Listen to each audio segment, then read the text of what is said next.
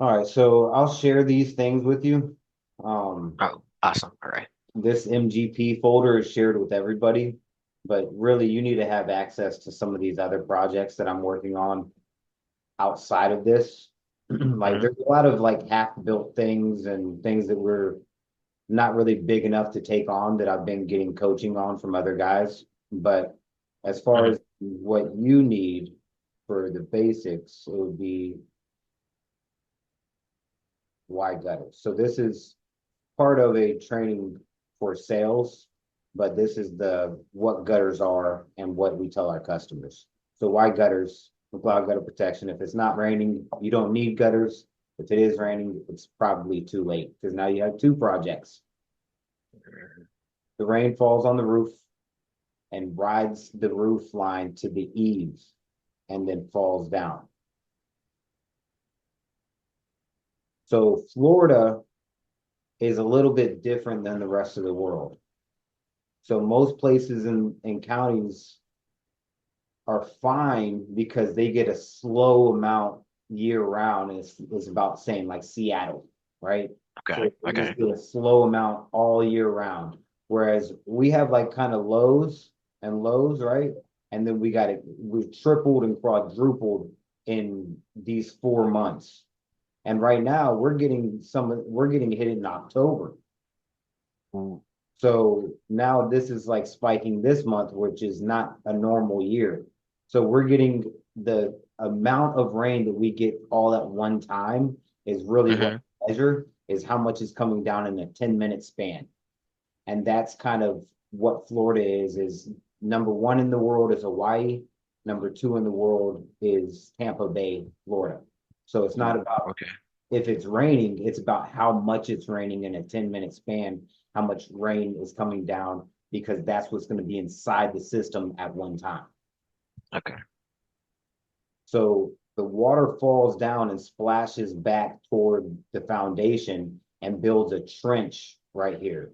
And you can see it starts going down toward the blocks, and the blocks start to separate and it starts to settle because we have sand here that is very easily manipulated by water. And then the Okay. splashing sits in the windowsill and creates mold and mildew and problems and rotten wood and all kinds of other stuff. So we don't want these problems to happen. And not saying that naturally, if the grade of the property isn't Mm-hmm. there, then all this is going to happen either way. But usually, if it's graded properly, then this is what makes it not graded properly anymore. So if they have gutters on it, then the water goes into the gutter, and then the gutter is draining toward the downspout. So it's not going to Downspout. and then it goes down the downspout and away from the foundation on ideally some kind of splash block so the water doesn't erode the sand right there. Because it's like Away all from the house. is funneled into this 4 inch section and it has to come out somewhere. So Okay. gutters are the cheapest investment to save homeowners the most amount of money in the hindsight conversations. So the rainwater damage that it causes could be cracks, could be leaks, could be settling or sinking, and those could be extremely costly. So it's about the same amount as the gutter in the first place. So you might as well be proactive than reactive because now you got multiple projects like I was talking about earlier. Mm-hmm. So gutters are just gutters, right? Well, I'm here to say that if you're not routing the water properly, if you're not securing your fasteners are not built for Florida, then they're gonna just fall off because if you have the old school spike and ferrule, and I usually have one of those, and I'll hand it to a guy and I'll pull it away from him, like it's just a nail. There's Mm-hmm. no grip to it, so I can just take it right from them. And then that's why this one fell off is because so much water fell in it. And if the downspout is clogged with leaves, then the water just builds up in the gutter and it's so much weight, it starts ripping the gutter off if it's not secured properly. It can overflow, but we're going to talk about that in a minute. The other one is where you end a downspout onto the shingle roof and then it starts to get underneath the shingles and starts to rot the wood on the side of the Mm-hmm. house just doesn't get into the gutter. So we take ours, and we will extend this downspout here and then put another elbow on it. See, this is an elbow and that's a downspout. And then it would be extended and put into the gutter. So then that way it would flow and not touch the roof. So if you don't have trees, you don't have any problems, gutters and downspouts are the solution. However, if you have trees, then most likely it's clogged, and like I was saying, it would overflow. But now Uh-huh. you're probably causing more damage than not having gutter in the first place, because now all that is funneled into one, and instead of going down or 1 foot, and instead of going down the downspout, it's toppling over. So the impact from the drop is going to be splashing really heavy and start to dig up places and start to wash out windows, and it'll start to get inside the house from underneath, outside of the foundation. So the solution are gutter guards. So we give a lifetime 20-year performance warranty. This is one of my ads on Facebook. So you can see that it's full of leaves, and then we cleaned it and we put gutter guards on it. And it's basically a screen stainless steel mesh that allows the water to go in, but the leaves not to. Not to, yeah. Kind of like that.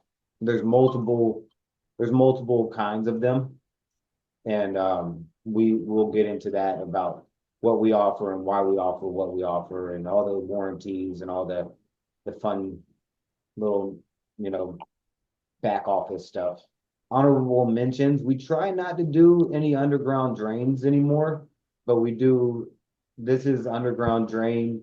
This is a Mm. French drain. This is a screen repair. We have a lot of pools in the backyard, and they get a screen over top to keep all the bugs out.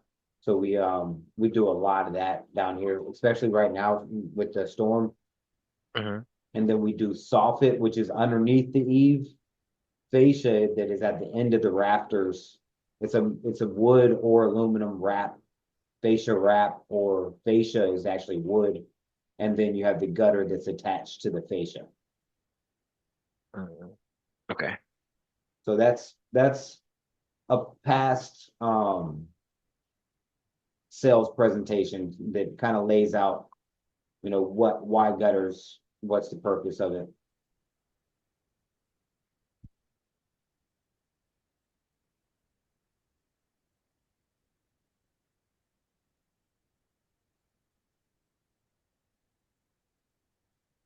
Okay, McCloud Gutter Protection. Our minds are always in the gutter. Who we are and our products and services. Okay, who we are. We are a family-owned business based in Tampa, Florida. We founded in 2019, and we are providing homeowners in the Tampa and surrounding Bay Area communities with skilled gutter services so that they can enjoy safe, happy homes. Since our founding, we have become renowned for our commitment to customer satisfaction, as well as our providing top quality products, exceptional service. Our mission is our company exists to do God's work here on earth by serving our neighbors and empowering our team to develop leadership skills and life skills with a foundation in fellowship, integrity, and fun. Ooh, I like that. Our goal, we are committed to dominating our territory and creating a minimum of $2 million in revenue. We didn't hit that. We should say 2005 now. We are committed to supporting our team and doing whatever it takes to band together to become the best versions of ourselves so that our customers become raving fans of how we Yeah, operate. right. Our services and coverage area, Hillsborough, Sarasota, Polk, and Hernando counties, and following services: seamless gutters, gutter leaf guards, gutter cleaning and repair, softening. Mhm. Expectations. We pledge to provide to you with an unending supply of training, knowledge, and commitment to helping you achieve your goals. In return, we are expecting the same thing. So our core values: fellowship, to serve, to help and challenge those around you to become the best version of themselves. Camaraderie, to lean on each other, to use teamwork to create success, and to respect, be humble and supportive to others for clarity and understanding for serving one another. Integrity, accountability, to do what we say we will do when we say we'll do it exactly the way we say we will. Transparency, to not overpromise and be completely transparent with our commitment, communication. Honest, to honor our word or reset our word before we break our word. And there's some tools there that we'll dive into deeper on how to do that. And then Okay. ownership. There is no 99%. There is either 100% or 0%, and we don't take action until we're 100%. Absolutely zero assumption. And there is a responsibility for you to take ownership to understand what you should be doing and what you should not be doing, and then to seek the coaching around that. Okay. And we want you to have fun. We do some of the hardest work on the planet. We're hanging off the edge of roofs and 2-3 stories up. We're riding the lifts. Dangerous. They're Yeah. very, very dangerous, very hard working out here in the heat. And so we want to be optimistic is like a superpower, optimism True. is playful and positive attitude. So we it is serious business, right? But we're like very loose, and we like to make your mama jokes, and that's what she said, and all these other things that you'll as you start meeting the team, you'll start to know our sense of humor and different things. That it is on brand because our minds are always in the gutter. So people really love it. And yeah, we just have a lot of fun. So we want you to also be having welfare in your personal life, that your home morale is in order, because you can't be fully present here if you can't have your personal life. Hold on one second. I'll see if I can. Sorry about that. No, you're good. It's okay. Okay, so we want you to be physically and mentally taken care of in your home life. So we really care about making sure that you're set up, and it's our responsibility for you to lean on us, as it's your responsibility to have, a foundation to where we can lean on you. And then we want to be a little bit competitive. It's like in our fun nature to play in-house games and to perform, because we pay our guys in the field a base salary, because we're not going to just have them out here working for nothing, but we also give them a point system to earn money on top of that. So like everything that they touch, they earn points. And then, 1 point is $1. We just call them points because we want to gaminize it. And then there's certain stats that we need to track for that, right? So it's knowing the score and presenting that is a whole thing. And we could be doing it at a much higher level, and we're going to add probably about 6 installers in the next 3 months. And Ooh. we might have to go through 60 to get those 6, but to gaminize it and see who rises to the top, is that competitive nature in-house, it really creates a lot of camaraderie as well. So they're competing, but it's also about love. And then we're also competing against other companies. So we're at war out here to make sure that we protect our customers from layering a ladder, chucking a truck, guy and his uncle standing in a van. So the same guy just changes his number. So when things go wrong, when their wood is rotten out because they didn't install the gutters properly, you can't get to them. So our customers are not being taken care of at the highest level. Damn. So we want to make sure that we're competing with these guys to make sure that we're overshadowing them to where they don't even exist. They're not even our competition, but we need to make sure that we're educating our customers to where if that is the things that they're willing to take the risks on, if they do want the cheapest thing on the market, that we want to support them, but it's our job to educate them and make sure that we're like, hey, still love you if you want to go with Larry. Hey, as long as I get my point across that is what you're expecting in the future, then we support them, right? So we're serving them first, but we're also like a little bit competitive, you know? So Okay. they overlap. So some people could be like leaning all the way one way on one of these. One of these is like some things are very like accountability sucks. It's not fun. No. you know, but No. we also wanted to be we want to be optimistic. So some of these things, like if you don't take all of them in consideration, you could go really left field in one of them. So we want to like Yeah. bring each other out and remind, hey, we're also, here to serve people. So we can't just be mad that it's affecting our welfare. We need to communicate those things and lean on each other to make sure that we can create a solution. If anything is bothering you, come to us and we use this framework. Does it fit our framework? Does it fit our culture and who we want to be? Well, no, let's adapt or let's create together. So that's how I like to coach is based off of these morals and foundation blocks, and then we can build the house any which way. Do you have any Comprehension. questions about anything that I've shared so far? No, no. What I got from the most recent one is that you value comprehension, understanding, and communication. Yes. Okay. All right. I gotcha. So I'm Yeah, pretty that is a much very, very big part of what we do is what we call them is soft skills. soft skills. Yeah. Yeah, so you got the hard skills that's out like doing the work, fulfilling on the work order, and then you Mhm. got soft skills that's like communicating, checking in, making sure that they feel 100% taken care of. Like there's no doubt of if this guy is going to know what he's doing. So we spend a lot of time on communication.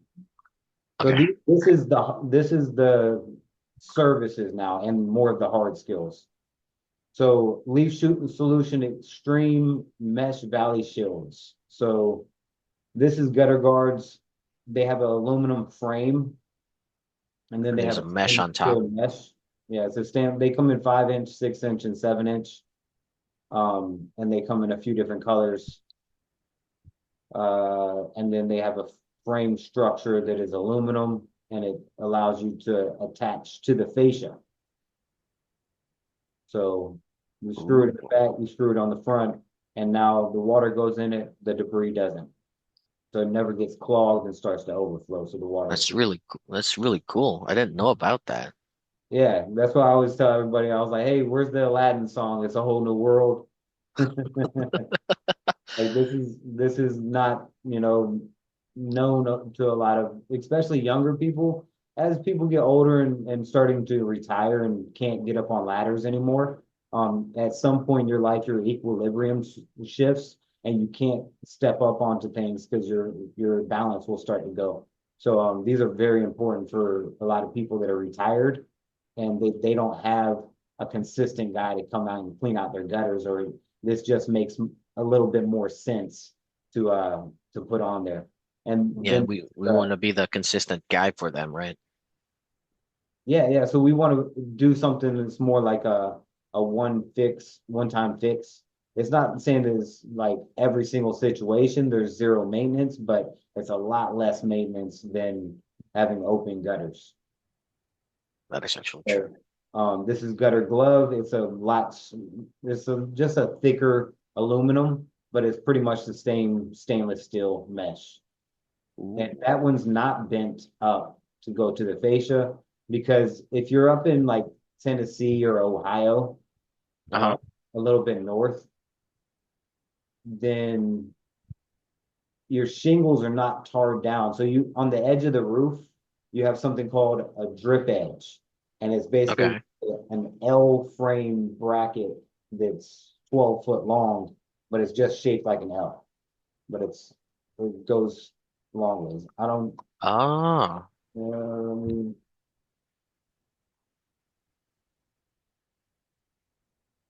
looks like yep, this. yep. And Goes on then the you edge, and insert the thing. well, these get nailed down. Oh, it's nailed down. Oh, okay. Yeah, so it goes and then the shingles go over top of it. Uh, yeah, so it's like that. Get out of here. Get out of here. So you see this? It's underneath this felt, Mhm. and it comes down, and then the gutter goes behind it.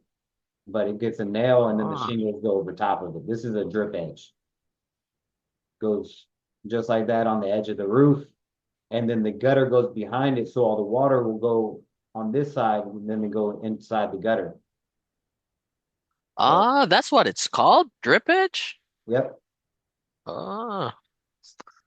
So that's we have to put the gutter behind the drip edge in order to catch all the water. If the gutter is in front of the drip edge, the water It's will not get gonna in catch it between, it'll get in between that. So the drip edge has to capture the back of the gutter. So all the water because gets it's out of it's it. it's gonna flow like that. Yep. So Oh.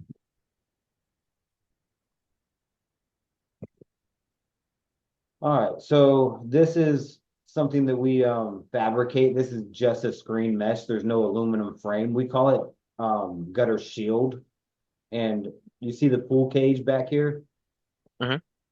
Sometimes the gutters on the pool cage, they don't really, they're custom built, you know?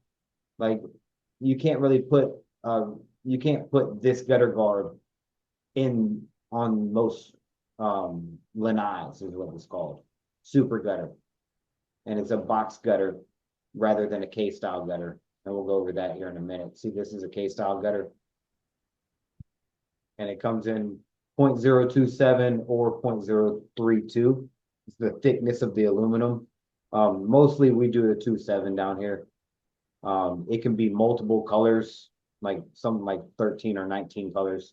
And see how it's made to mimic a crown molding. So it comes out of a machine.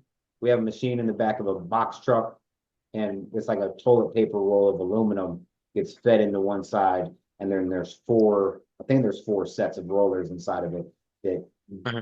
bend it up and then make it into these shapes. So they're called profiles, gutter profiles. So you see this one is a Euro box, and it's made to be more edgy and sleek and modern. Futuristic kind of look. Yeah. So you got this one that's more of a standard look. This one's like a little bit of an upgrade. This one, it has like a little flashing here, and this is Hmm. to go on like an add-on aluminum roof for like a carport. So this one can't be installed on any roof. It's a special type of roof that this needs. It's called a valance gutter. And they also have Balance. a piece of valance is just this front piece without the gutter. It's just the front. So you got valance and then you got valance gutter is to be the capping of what is called a P panel or a ribbed roof. So you'll see patterns. There's only so many things that we're going to go over. And then this is a half round gutter. It's made to be more of a historic look. You'll find it on like downtown buildings or like more things with like gargoyles and stuff like buildings that are just like I don't know older. And then most of these will be made out of copper or like Oh, I thought. Yeah, I was wondering if it's copper or brass. It is yeah, copper. this is copper. And then you'll find some that are like galvanized aluminum and different things.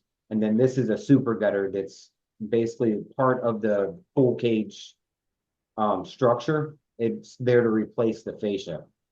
And it's Oh. super thick. That's why it's called a super gutter. And you see all the leaves in it. And then downspouts. They're made to catch the water and drain it away from the foundation structure. It can be just the elbow or it can be extended like that. We got corrugated. This is a corrugated downspout. You see the lines in it? That's Hmm. why it's corrugated. And it comes in 2x3 for a 5-inch gutter, 3x4 for a 6-inch gutter, and 4x5 for a 7-inch gutter. Same shape though. And then the round downspout is usually paired up with the half round. The corrugated is usually paired up with the K style. But you can cross them however you want. And then this one comes in 3 or 4-inch. And then this is a smooth downspout. It doesn't have the lines on it, but it's the similar shape as the corrugated. It's just smooth, and that only comes in 3x4. And then you got rain chains that it's like cup links that capture the water and slowly Rain goes chains. down. It's more of like a decorative piece. That's what it looks like. Oh, Like little acorns. Doop, doop, doop. So this is an A elbow. It goes from front to back. And then this is a B elbow. It goes from side to side. So when we want to route a downspout, we have to have the different elbows. And then this is called an offset piece. Mostly it comes in an A, but you can get it in a B. But you see how this one has 1, 2, 3, 4 crimps, so you can bend it. and this one has 1, 2, 3, 4, 5, 6, 7, 8 crimps. So this is a 75-degree. This one's a 75-degree. This one comes in 22-degree or 45-degree. So if it has 4 crimps, it's a 45-degree. If it only has 2 crimps, it's a 22.5 degree. 22. So it looks like, a little bit over 11 degree, 11.25 degrees per crimp, it looks like. Okay. So then you got concrete splash blocks. We don't do plastic ones because they dry rot down here. The sun will just eat them up and step on them, and they'll just get a few months out of them. They'll crack. Yeah, they'll just not work. And then you have some decorative ones that we don't really install these. We just show them to people. I mean, but if somebody wanted to order one, we would love to install it for them. And then you got like the extensions. If you got the extensions to get the water away that are flex pipes. There you go. And then when we talk about the downspouts, how we attach them to the wall is this is a half moon. I don't know if you can I can search it, and it's okay. you see that? Sh- Just see the straps. shape. And then this one is a diamond tip strap. And then this one is a smooth strap. It's pretty much just a piece of aluminum that's cut with snips. We don't install these. We don't like them, but we just, just there for reference. We like these because they're more decorative. And then, you see he has 2 A elbows, and he's measuring the extension. So he'll cut his pipe and put it there, and then he'll measure from there to the ground and put the other pipe, and then he'll use the straps to attach it to the wall. Okay. So we'll talk about soffit and fascia. So soffit comes in vinyl or aluminum. You have a few different types, and this is just the sizes of them. So there's 4 sections of 4 inches. So this one's 16 inches wide, and this is called a quad 4. There's 3 sections of 4 inches, so it's 12 inches wide. This is called a triple 4. And it's, obviously if you're using different material, the work order should reflect more footage because it's 4 inches different. So, and then you see the difference of the cuts that somebody would have to make if they're saving 4 inches on every single one. And then double 6, obviously it's 12 inches, so same diameter. Triple 6, and you can see that like these are solid and these are not, because now you have profiles of each one. So these are the sizes that they come, but the smaller the holes, these are just like BB holes punched in it. And this is more of like a concave. It's not a hole but imagine it's like a punch that doesn't punch all the way through. It just goes like that. And now there's just a concave little vent in it. And it's just got that slight little vent where no bugs can get into it, but air does. And then you have solid. And then you can get all these, like, you can get one vented, solid, solid, or you can get solid, vented, vented. Like you can order these in like different, so each 4 inch will be something different. And then you can get them in different profiles. You got J channel and F channel.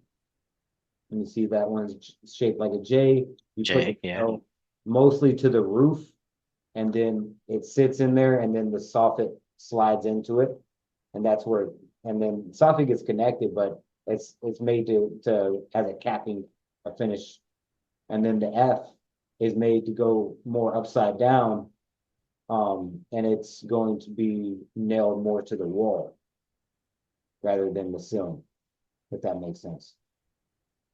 It does, it does. Fascia, this is aluminum fascia wrap, not fascia board.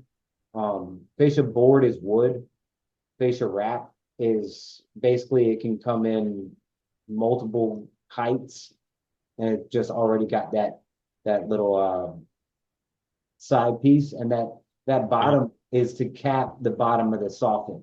So the soffit attaches to the wall with the J or the F channel, and then it attaches to the bottom of the fascia wood, and then this comes after the soffit and is like a finishing to go onto the wood and over the soffit. I'll show you a finished one, but they come Oh, in. it's like a protector.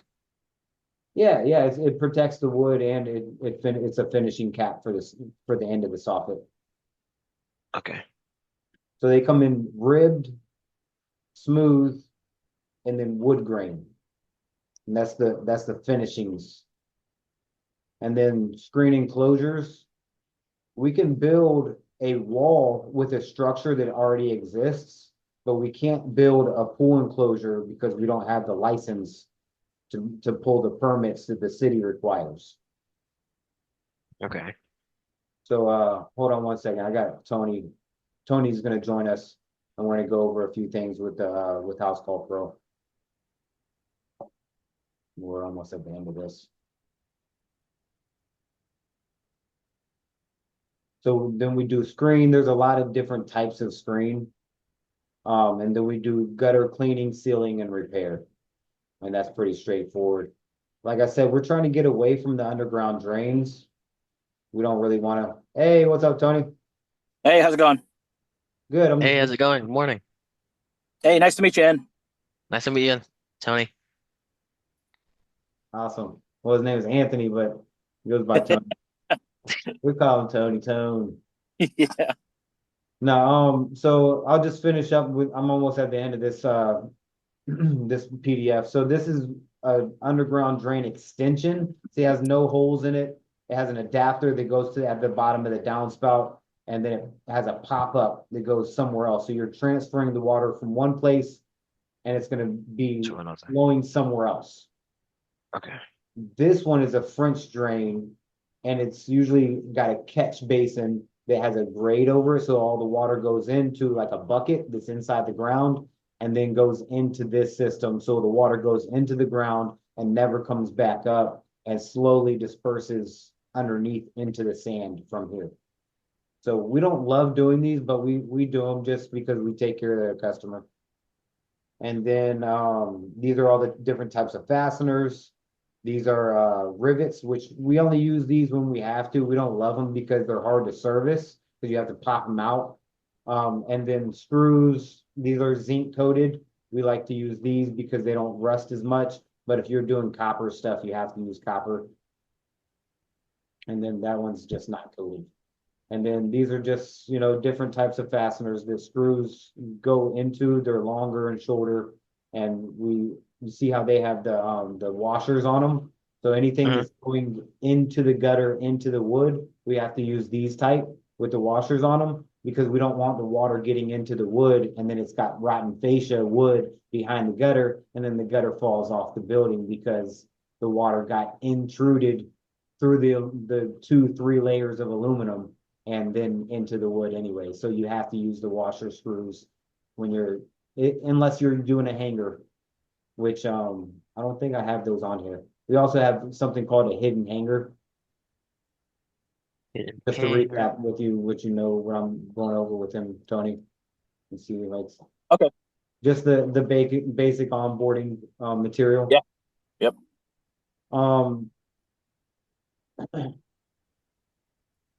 We do have drafts of so this is a certificate of insurance. Sometimes you might have to, send them our insurance information, our documents, or you might have to what kind of insurance is this? This is for our internal house. That's something Yeah, else. that's for the workers' comp. That's something else. Because the workers' comp, they need to have the holder on the certificate. Got it. So it's a different one for every person that needs it. All right, so this is more your world, Tony. I'll just scroll through this really quick. This is what you put together, right? Yeah, a lot of this stuff is out of date though, because they've changed the format of House Call Pro. All right, well then let's throw this out of here. Yeah. Get out of here. Okay, let's go to House Call Pro.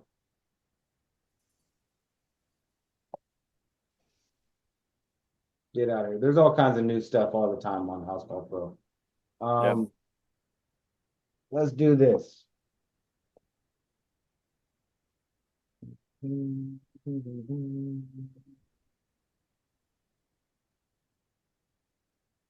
guys are in the way. How do I make this thing go sideways? Add employee. That way. What do you want? You want me to put your whole last name? Yeah, that's fine. I mean, if you want me to if you want me to use a different name, that's fine too. It's not a big deal. What's your email? And First and last name, and then 95 at the end, and then at gmail.com. I'm sorry, I missed after your first and last name. 95. Nice. Yeah, at Gmail. You got a mobile number? I don't have a US phone number, but I do have a Philippine phone number. Let's do this. Can you create like a Google voice number? Yep. We could add here, and then that way you can turn it off. Well, I guess this is just, I don't know if it's gonna go to you or not, to be honest. Are you taking calls using House Call Pros, or you're using a different like phone system? Yeah, we're using House Call Pro. Oh, okay. Yeah. Do you want to put a number or not? I can. Yeah. I'll wait a sec here. And you're pretty much gonna have access to everything. I'm just gonna make you admin owner. Just because it frees up so much, you're not gonna be the point of contact right this second. I will switch that over to you eventually. But for right now, we'll just leave me as the point of contact, so everything can funnel through me for the time being, and then eventually that's when you really know that you've crossed the war field when we turn that on for you. I gotcha. So I can download What's your Ring favorite Central. color? Me, it's blue. What is it? Blue. Well, you can't have blue. We're too many blues in the kitchen. I think Jeff is navy blue. I'm baby blue. And then I just turned Sean like a really like neon blue. I could give you my blue and I'll take like a lime green.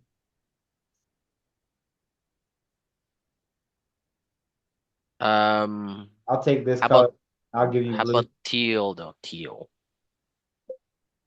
Teal? Yeah.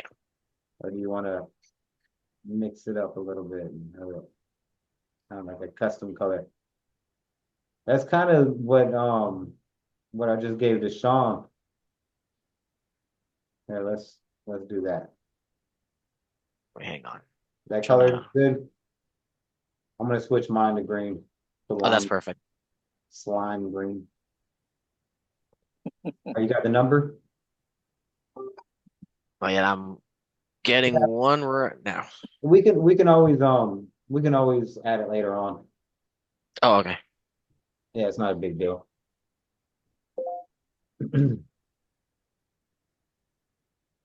Okay, okay. Okay, and I created a new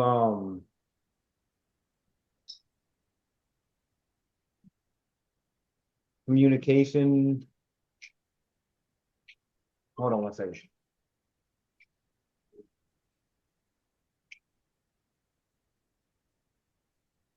I created a funnel. What is it called? It's like incoming calls, what happens, like a pipeline for communication. Might be here. Yeah, call flow. Call Oh, flows. flow. There we go. Yeah. So this is what I just created yesterday.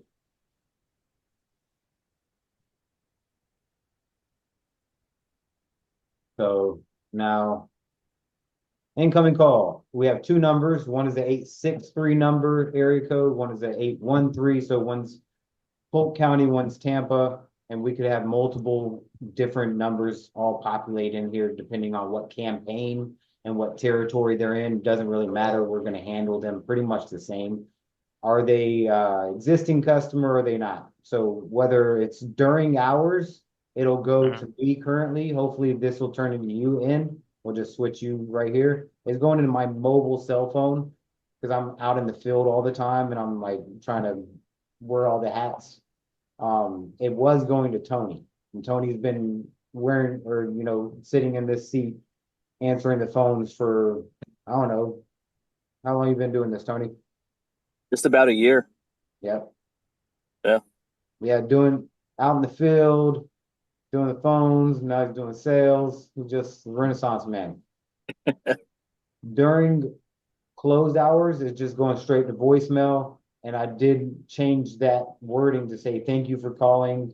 Our office hours are Monday through Friday, 9 a.m. to 5 p.m. Please call back during office hours.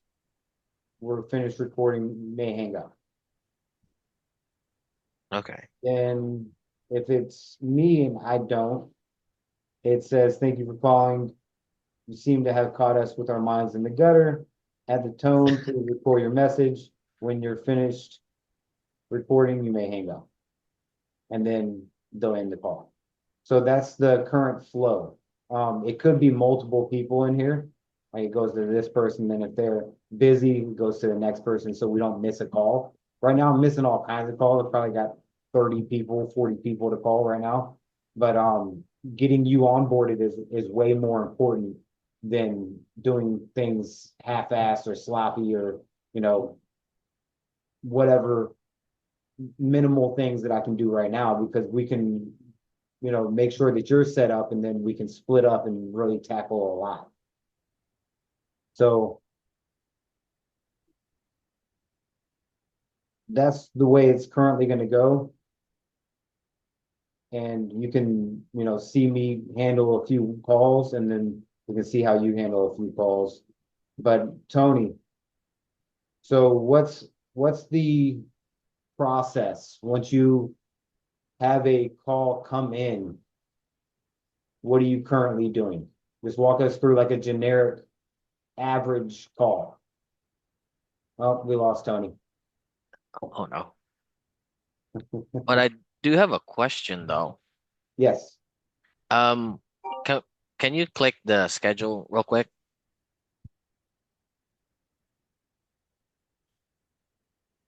So you're doing 3 hour window? Oh, I mean 2 hour windows? 3 hour window? So what you mostly are going to be doing is a 2 hour window for salesmen.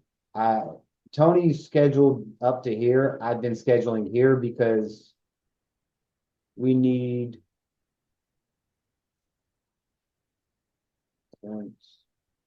By the way, how far do you want me to schedule you? 2 weeks ahead, a week ahead? It'll be different for the different, it'll be different for whatever we're dealing with. If it's a service, we're gonna handle it one way. If it's an estimate, we're gonna handle it a different way. If it's a current customer that's needing information, there's gonna be Hmm. something different. So that's what I was just gonna ask Tony to do, is to go over the different types of calls. And now we need to create a call flow chart for, okay, are they existing customer or are they new customer? Then once you find out that information, um, you say, okay, well, if they're an existing customer, then you just go to the search bar and say, okay, Okay. well, what's your address? You can say what's your name, but most likely what I've found out is that you're dealing with the wife or the husband that didn't call originally, and they never got uploaded into the profile. So ask for the Okay. address of the place rather than the name of the customer, if they're existing. If they're a Okay. new customer, um, if they're a new customer, then you can ask for their name and then follow the prompts down. Name, phone number, just verifying that the phone number they're calling from. And then uh I usually ask for address. things. Name, number, address, and their email. Yeah, email is just prompts that open up. So if you go over here and you go to new customer, name, last name, phone number, email, this will populate. We don't need any of this unless it's like a roofing company or like some kind of subcontracting deal that they Hmm. are, you know, yeah, they're selling the work to the customer and then they're giving us a work order. That's what this would be used for. But other than that, address, they might have multiple addresses. And then the lead, I need to know where it came from. And Okay. there's only so many lead generations that we need to know of the categories, but underneath the referral, we need to know who the referral came from. So you'll just be able to put referral right here. And then over Mm. here, you'll be able to put Nancy or Fred or whatever, because I'm part of a referral program that we track everything. So how many people is this one person sending us? How many people is this one person sending us? So you'll put referral here and then put the person that referred us up here. Or Do you give like incentives for people who gave like 5 referrals to you? so what we're looking at is giving merch. So Oh, okay. I have a shirt that's designed that says I finally got my mind out of the gutter with McCloud Gutter Protection. And I want to give that to customers that spend a certain amount with us, or they give us a certain amount of business.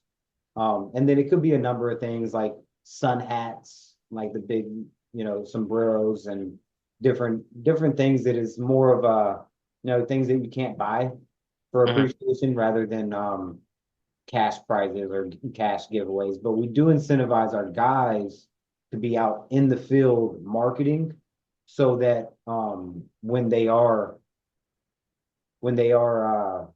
setting up, they can be clean and now they're approachable to the neighbors and the neighbors can come over and ask them and then they Hmm. capture the name, number, address, and email, those four elements.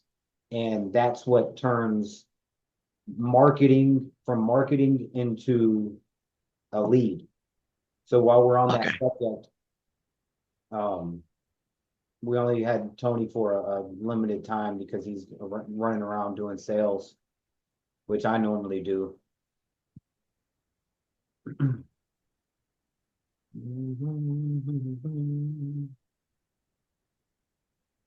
Oh man. Trying to get a Google Voice number, but when I try to get one, it says it's not supported. My country's not supported. Should have to do a VPN instead, I guess. Hmm.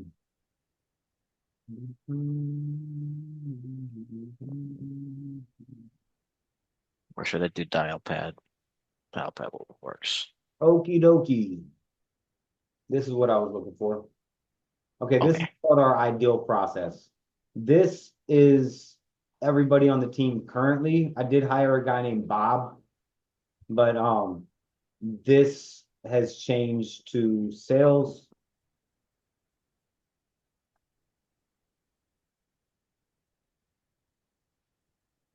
I'll just leave it at that.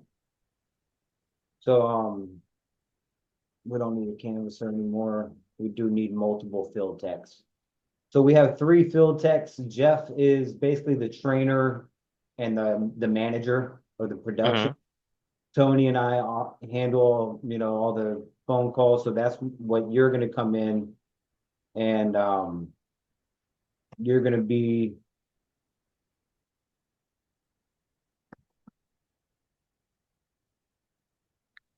Customer service guy. customer service. Sure. CS. Okay. All right. So this is your job to manage this ideal process. Not Manage everybody's idea. going to go this way, but ideally, this is how our business is ran for the customer experience. All right. So this is the players involved, and they should have certain roles that they're responsible. Certain roles should be responsible for different parts of these milestones. So we're going to take somebody down this rabbit hole and take them from being marketed to closed. And what closed means that they actually left a 5-star review. They paid us what we agreed to, and everything went smooth across the board in this ideal process. So we take them from not knowing us, just being somebody out in the world, and we host a booth, we market on Facebook, we are in their neighborhood, we are not known, and now we're known. All of a sudden, it's a new world, and they know what they didn't know, and now they want gutters. We marketed Okay. correctly, and now if we get those 4 elements, they turn into a lead. Name, phone number, address, email. If you don't get those 4 elements, you don't get credit for the lead because now you have to go back into that conversation and create credibility for yourself because they didn't have the trustworthy commitment from these people. We need buy-in. We need skin in the game. And that's what that Okay. is. If they give those 4 elements, then it's trust. And now when you call them, it's more of a buy-in on their end. So that's what we want to say is a true lead. Anything other than that is just a potential. We got to still market a little bit within communication. And then we want to turn the lead into an introduction to who we are. So obviously the process that we do that is we outbound call them or they inbound call us, whichever one happens. So when we get a lead or a lead calls us, they could call in, they could message us on Facebook, they could message Hmm. me directly, they could message Tony directly. Either way, it's all funneling into you. So this, after they turn into a lead, you're the bottleneck of that. Everything's going to feed through you, and you're going to be scheduling them from a lead to an introduction. And Okay. these 3 are all in the same visit. They're just 3 different things. So the introduction is an estimate. So you're going to be scheduling a service tech or I've been calling them a service tech or an inspector. Um, Hmm. it's a sales guy. I don't like to use the word sales guy because it sounds like, hey, he's going to try to get me to do something I don't want, even though they're asking for gutters. So I like to use your service tech or your field technician or your what do you think about the terminology on that? What should we call the guy that's fulfilling on the sales appointment? I usually call them techs or my guy or my roofer or my gutter guy. Like just simple, quick and easy to remember. Because Yeah, it's, what I found out is technician. using simple words or simple like simple words, it helps them remember easily. All right, yeah, that's fair enough. All right, great. So then we'll go from there. We'll do an introduction. We'll do an inspection of the problems, discoveries in the introduction as well. Like, what is the Hmm. problem? We'll go and do an investigation, and then we'll present a solution. There's a break off from here that says, did they go with us? Do they need more information? Do they need HOA approval? Is there something in the way that they need to wait for a check? They don't get approved for financing, whatever those rebuttals or objections rather are, then we'll get them from point A to point B to choose for themselves what they want to do. If we educate them properly during the the rebuttals, and we're asking questions in the introduction to really nail down any objections that they're going to have later on, then this Hmm. should turn into a prepare for production. And how that works is that they call the production manager or someone like you that would get this schedule. But the reason why you wouldn't specifically be able to schedule this right away is because you don't know how long it takes to install certain things. So Okay. we could put like a footage to it. We could have like a ratio of like, okay, well, my KPIs are 1,000 foot per guy per on the team each. So really we need to be doing about 400 foot a day. So if we are 400 points. So if we have a work order that's worth so many points, I think that that might be a solution that we can get you looking at points to say, okay, well, how long should this job take? And then looking at when's the soonest. Do you think that you could catch on to scheduling the installers as well? Or do you think that that would be the production manager's side of things? Well, I will learn that. I mean, if you want me to do it, I'll definitely do it. I'll definitely I'm just learn it. I'm just asking that what your thoughts are about it. I right now Tony does it just because he's been an installer and he kind of knows. So I think with time you'll catch on, but Yeah. really it is the production manager because he knows his guys and who has the right skill sets. And I think it is the production manager that should be doing that. So either way, so it goes from you to the sales team to the production. Presentation.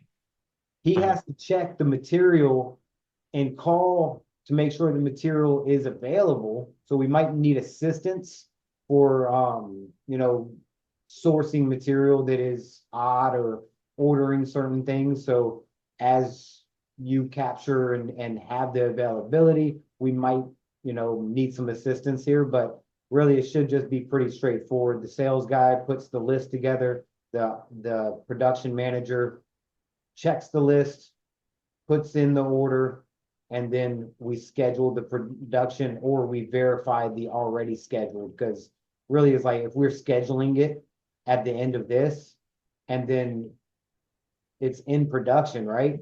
But Hmm. this hasn't been done yet. Like it is in the future, in existence on next Tuesday at 7 a.m. Well, now we have to scramble around and make sure that we get the material, because if we don't, now we got to make that phone call again and reschedule it.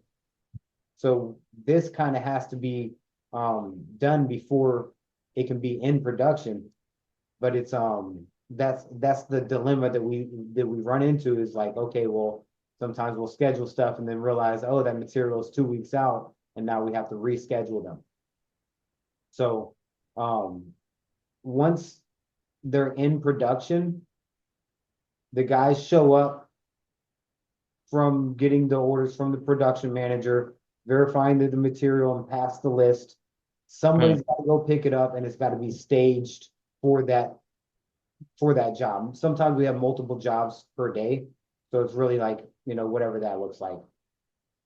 I got a question though. Yeah, go ahead. Whenever you schedule an appointment, do you specify when it'll be done, or do you keep it vague while we canvas for the materials or for the parts? No, we really nail down what we're doing, and they have a description of all the things that we should be doing, what material we should be getting. Sometimes the colors are different from the different suppliers. So sometimes we have to have specific suppliers that we're ordering from because of the color selections.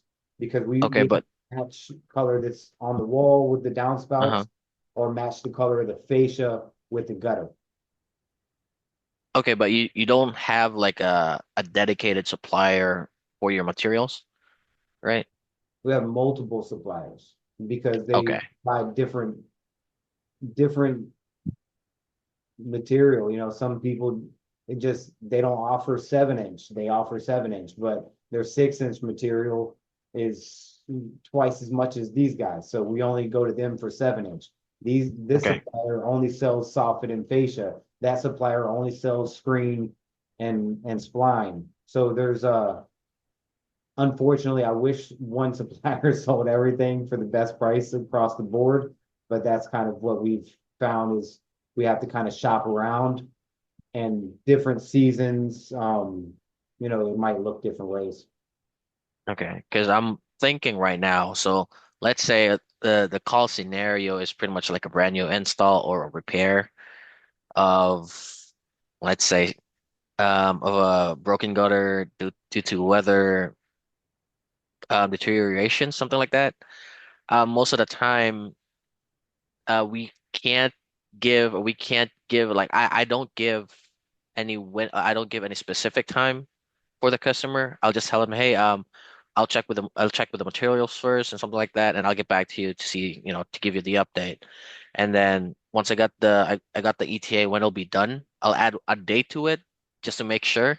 Because most of the time they say like, hey, we can do this.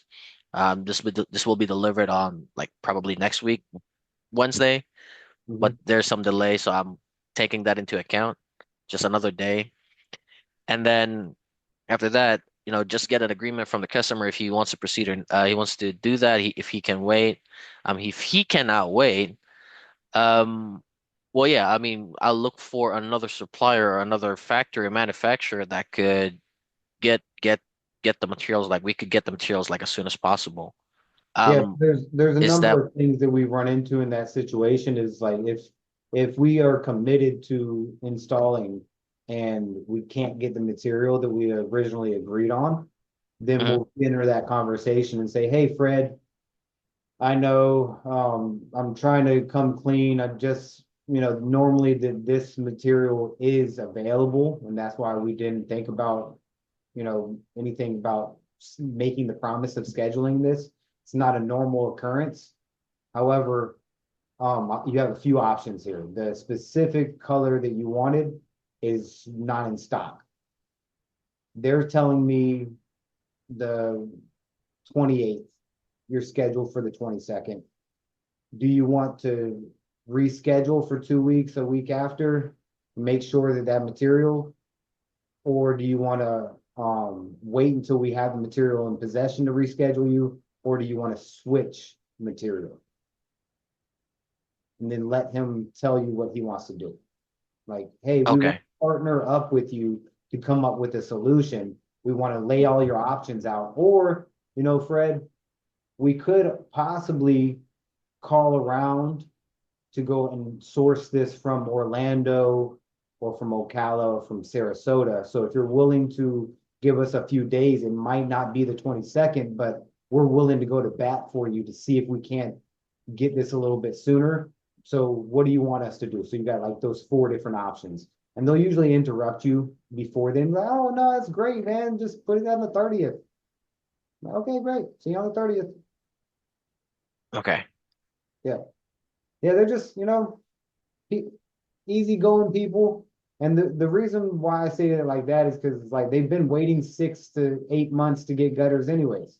What is another week, Oh yeah, I see. I see. I gotcha. A lot of people are waiting on HOA, so it's like a month before we even get in the availability to get them on the calendar because they don't want to be on the calendar and then not get approval because their HOA Okay. is so like just all over the place. Sometimes they're very fast, and then sometimes they take 2 months to count for everything. So, but I think mostly you're going to be dealing with here is how to set up our sales team for success to make, and there's a whole process after you get all that information and get the time, and then you have to get a commitment from them. So we'll go over that here in a second. Um, just to be very clear with you, I have a Hmm. hard off today at 1 o'clock. Um, how comfortable are you with taking on calls if I set you up with a structure to get Tony and myself scheduled Like right now? that today Oh, from yeah. 1 to 4? 104. Yeah, yeah. I'll do it. And But if you don't know the answer, you just say, "Hey, that's a great question. Let me get you." I'll put a little note and I'll have Jared call you back. oh yeah, yeah, for sure. I can do that. Awesome. Yeah, I think it'll be pretty simple, and then we'll we'll recap everything tomorrow, and then get a list of everything and get it tackled. But I want to have a few, obviously from now until 1 o'clock. Um, we'll have plenty of time. I don't know what time you're going to take lunch. Do you have You a know, to be honest, I don't really know. I'm just waiting on you. When you want me to take lunch? Like um 12 to 1? Yeah, that's fine. And then, I can cut the phones on for you from 1 to 4. Okay. I mean, how many calls do you get a day though? So, I mean, I can adjust Not my lunch. I not can very do it like by many, break. not very many after lunch. Most of them are in the morning. I've already had 3. And it might be, hold on 1 second.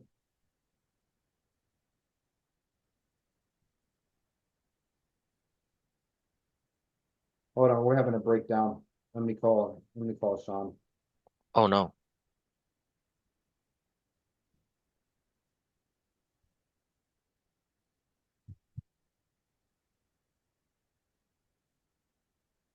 Having change orders in the middle of the job. Hello. Hey, what's up? Hey, did you get my message? Yeah, she wants to change some stuff. Yeah, basically it's 50 foot of digging we would have to do. We're using our catch basin stuff, but she has 3 inch pipe that would work perfectly fine with what we're doing. Because the French drain thing is not gonna work for where she's at because it's gonna flood still, but she said so. I gave her an alternative, and that's what she would like to do. You I you talked to change all Tony. the prices in there? I'm sorry. Did you change all the prices in the thing No, and no, no. present it to her? That's why I'm calling you. Since she has the material, it's 50 feet of digging. For the pipe, it's at $20 a foot for the underground. What would you want me to change it to? Since she has the Well, material. you can do like a half off that, but are you gonna give her, what kind of discount does she have? 20%? Let me see real quick. Yeah, that's fine. You can go down to like $10 a foot, and then if it's 20% off that, it'll be 8 a foot, and then she's just paying for the labor. Okay, do you want me to change that in the work order that's already here? Or make it, well, I was talking to Tony, so I'm gonna ask Yeah, him that get right now. Tony to do that. That's his sale. So get Tony to do that. I'll call him back. So tell him that just change the $10 a foot and let me see. I know she probably, yeah, she already has a 20% discount. So yeah, Okay. $10 a foot. Yes. I got you. Thank you. All right. Thank you. Yep. Man, you All gotta right. be adaptable. Yeah, that's Sean. He's such a trooper. He's 25, and he's out here just Killing it. just yeah, without him we would have some very hurt backs. So, because I'm going on 40 and installing sometimes, man, I'm just so beat up by the Oh man. day. So having a young guy like that, and then he cares so much. I don't know if you heard, heard him talking. He just really wants to get it right. Yeah, I can hear And it actually. he like put a red flag, said, "Hey, Tony built this out and it's not going to work. And I want to make sure that this customer is taken care of, that we serve them." So that's what I heard out of what he was sharing with me. I was like, okay, he's living our culture. Yeah, he's doing it. He is the first one to make it through, other than me and my brother and Tony. He's the first installer to make it through, like, to from knowing nothing to being a lead through our training process. So he's come a long way. But either way, this is mostly where you're gonna live, right here, and these two. Jesus Christ. I don't know whose phone this is. I'm just over here sitting. Keeps on ringing. All right, so So yeah, go ahead. um Question? just to make sure I got you right. So mainly my job is to set them up for an inspection or set an appointment for the sales guy to go out there. I mean, the tech guy to go out there, do the assessment, do the presentation and inspection. Correct. Yeah, we call Okay. it an estimate, a free estimate. Free estimate. Free estimate on anything, including Yeah, repairs. yeah. I mean, you would need, we put a note so we can walk through what that looks like, about how you would set them up, and then the preconception time frame. So you have a time frame that is pretty much like from 9 to 5, but they're all 2 hour windows. Hey, your phone's been ringing. Okay. So now we take a, Hello. Wait, 9 to 5, not between 9 and 5. I mean, nine and, for example, like 9 and 11, something like that for 2 hour window. right, but you'll Like, have 2 hour windows all the way from 9 a.m., 9 to 11, 11 to 1, 1 to 3, 3 to 5. okay, I gotcha. Yeah. So, and then they will close it out. And then once it's closed, you will then see how we did from your original promise to get them set up, and you were the face, you were the starter of the experience.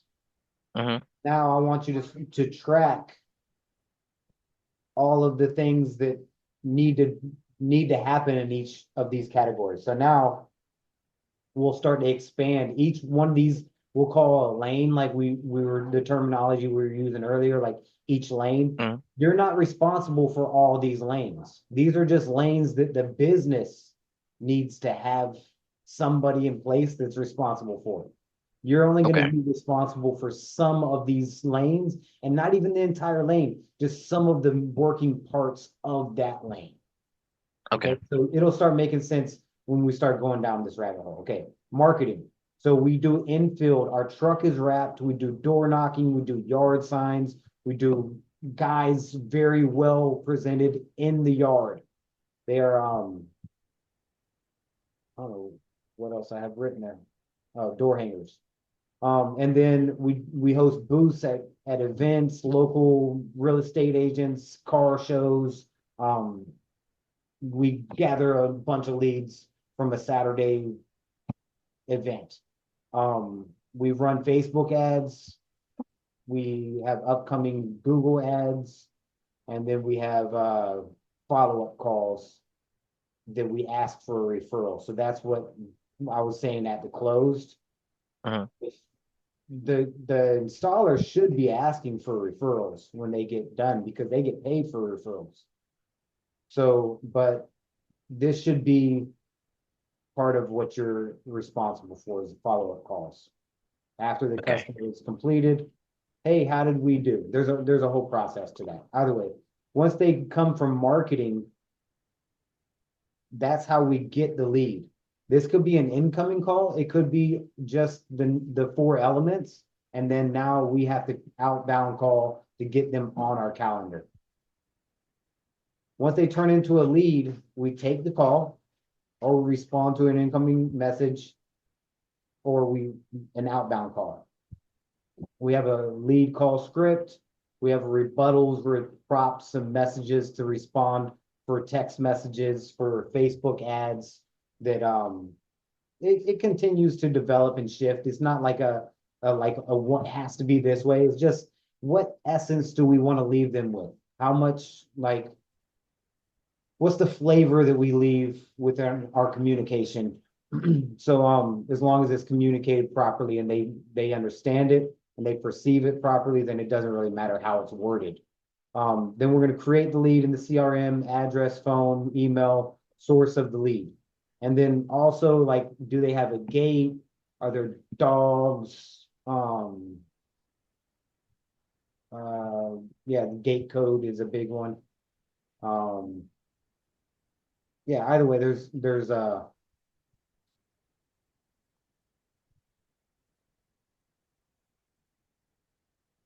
I guess that would be after they schedule. So you create the lead from what you need, the lead source. Those are the things that we were just going over. And then this is just an option this is something that somebody recommended that you do, is that you give them 2 days as an option. You give them 3 times of the day, morning, evening, morning, afternoon, or evening, and then you give them two times. I don't really do it like this. I just say, hey, I got Thursday at 2 p.m. available. Does that work for you? And they'll say, oh, no. Or I'll say, hey, what does your schedule normally look like? Oh, I'm good on Tuesdays. Like, okay, well, this Tuesday is booked. What about next Tuesday? Okay, great. So I'll kind of ask them to reveal when they're available.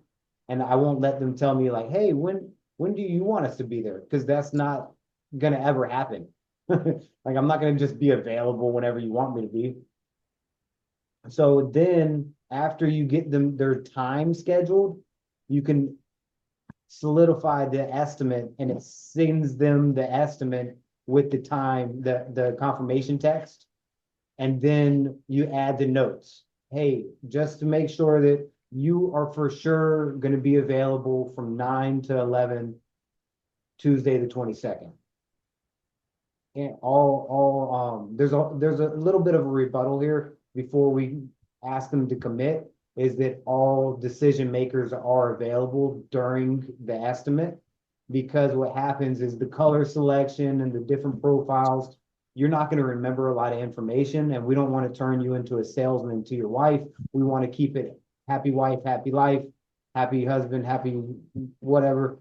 So I'm not sure exactly how we should word these things, but the essence is that we need both or all decision makers available during the inspection, because there's things that fall through the crack if we don't. And then, is there a gate code? Are there any dogs that you need to be, walked or presented? What's going to happen is we're going to actually send you a text message about 30 minutes ahead of time to let you know exactly when we should arrive. Okay, so it's going to be in this 2-hour time window. However, at the time that they arrive, we do need that 30 to 60 minutes, depending on how elaborate your job is, because you could want multiple options, and it takes some time to get all this information presented to you properly. We want to make sure that we don't skip anything. We're very thorough, and that I say no rocks left unturned, but it's just, Okay. making sure that, I don't know if that hits for you, but I just try to be as thorough as possible and make sure that I'm being overly pushy on that subject, because if I show up and the wife's not there and he's like, oh, I got to talk to the wife, I'll never sell that job. They might call back just because we did a great job, but I have more leverage when the wife and the husband are right there, prepared, have that time set aside for me to show up. So that's the things that we really want to nail down in this process. And then we want to look at availability, block off time, obviously, add employees to the estimate. We want to tag the right employee. And then we want to set the expectations through text and email for this is going to be advanced later on to be maybe a generic video that is from the technician that's going to show up. Say, hey, Sally, I'm Jared. Great to meet you. I can't wait or it might not even say their name, just saying, hey, I'm Jared, great to meet you. I'll be your technician. Here's what you can expect. And it's showing them walking around their vehicle. When I show up, this and this and this and this. So that video needs to be sent in an email, and you need to verify that they get communication that, hey, make sure that you watch the video in the email. It saves a lot of time while we're there at the house. So that's how this is gonna go. We don't currently have that video, but you know, the more time I can get to develop the processes, things will be very well mainstreamed between the connection that the customer feels like that they know the technician before they even show up. So then the You can- introduction, you- yeah, go ahead. I'm sorry. For the video, you can do a link and send it through text, actually. Yeah, we could do a lot of different creative things. And by then, who knows that, you know, the different systems that we're using, there are some text marketing companies that send massive text, so we could just say, hey, this week only, hey, it's that season again, hey, you know, and offer certain campaigns that we're doing for winter, for summer, for ramping up, or whatever that looks like. So there's a lot of missed opportunity that we have right now because we're not big enough to capitalize on some of this growth because of the budgets and the limited space and time that I'm only one guy. I only have so much bandwidth. So I think that, you know, you giving input and you taking some of these responsibilities from me allow me to go and put gas in other areas to you know, create the fires. Then we can rise. Do you have any other questions about this process? Um, Actually looks good to me. Awesome. So we need to I'm define some of these things about what they are and how this should go, but this is a lot of, you know, your lane. So we can change this to, 2 options for days. Two, you don't 3 have to options follow for this. day. Like I said, I normally ask them, and I'll share all these documents. I'll share this whole folder, so you can just go snooping around if you want to, if you have a few minutes to get acquainted with what we do and why we do it and the way we do it, especially in the production side of things. There's a lot Okay. of training on how to install things.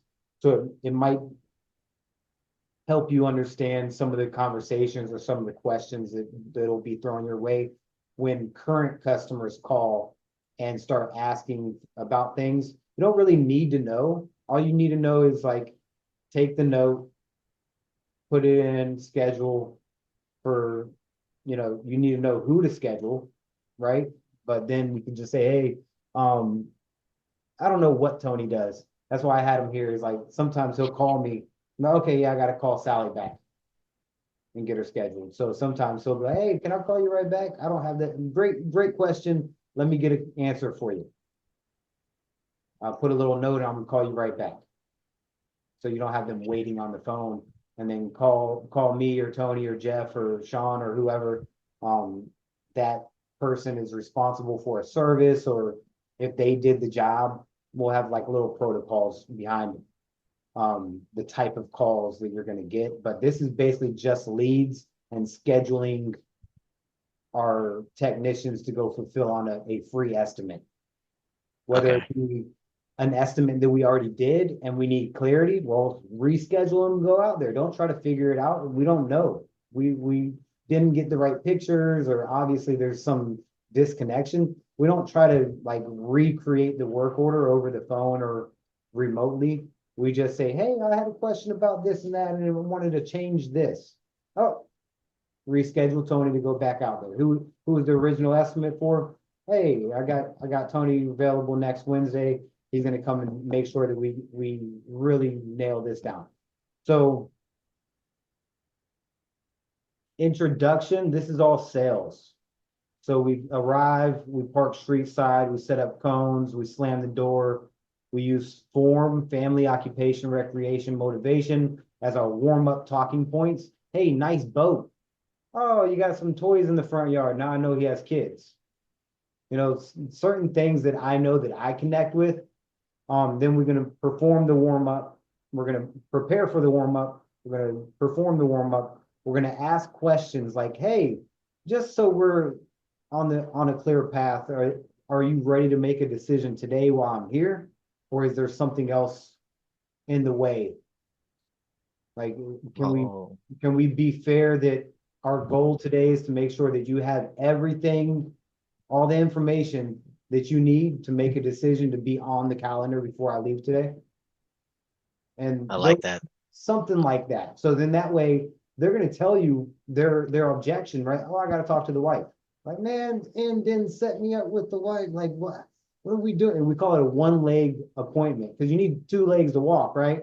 So if you only Yeah, got one decision maker, they can point at the other person of why they want you to leave. They don't really want you to leave. They think that your number was too high. So you I kind of gotcha. nail that down right here. Oh no, I'm ready. Numbers look good. I'm ready. And now you know, like, hey, we ain't talking about nothing but numbers now. There is no thing in the way. They're going to tell you. So either way, you do some objection defeating questions here, and that really helps you close on the back end. Some our company slide, who we are, personal credibility, like who I am and my background, inspection expectations. Here's what you can expect. Here's what I'm going to do in the next 10, 15 minutes. And then you say, okay, well, why am I here? What brings me out? What is your problem? And these probably need to be switched around, actually, because you do the walk around and then you set the expectations for your inspection. And then you ask them to do their homework. Hey, don't take my word for it. Please go online and see what other people are saying about us. Go on Google, go on Facebook, go on Yelp, whoever you use, go on Better Business Bureau and see what our customers and our community is saying about us and who we are. So, okay, it's going to take me about 10 minutes. I need to do the inspection. If I have any red flags or any concerns, I'll come get you for all the variables, the colors, and everything after. Okay, great. They go inside, you do your thing. There's a whole process. That's the hard skills of sales, is making the design of the system and creating the solution. You take photos of the property, you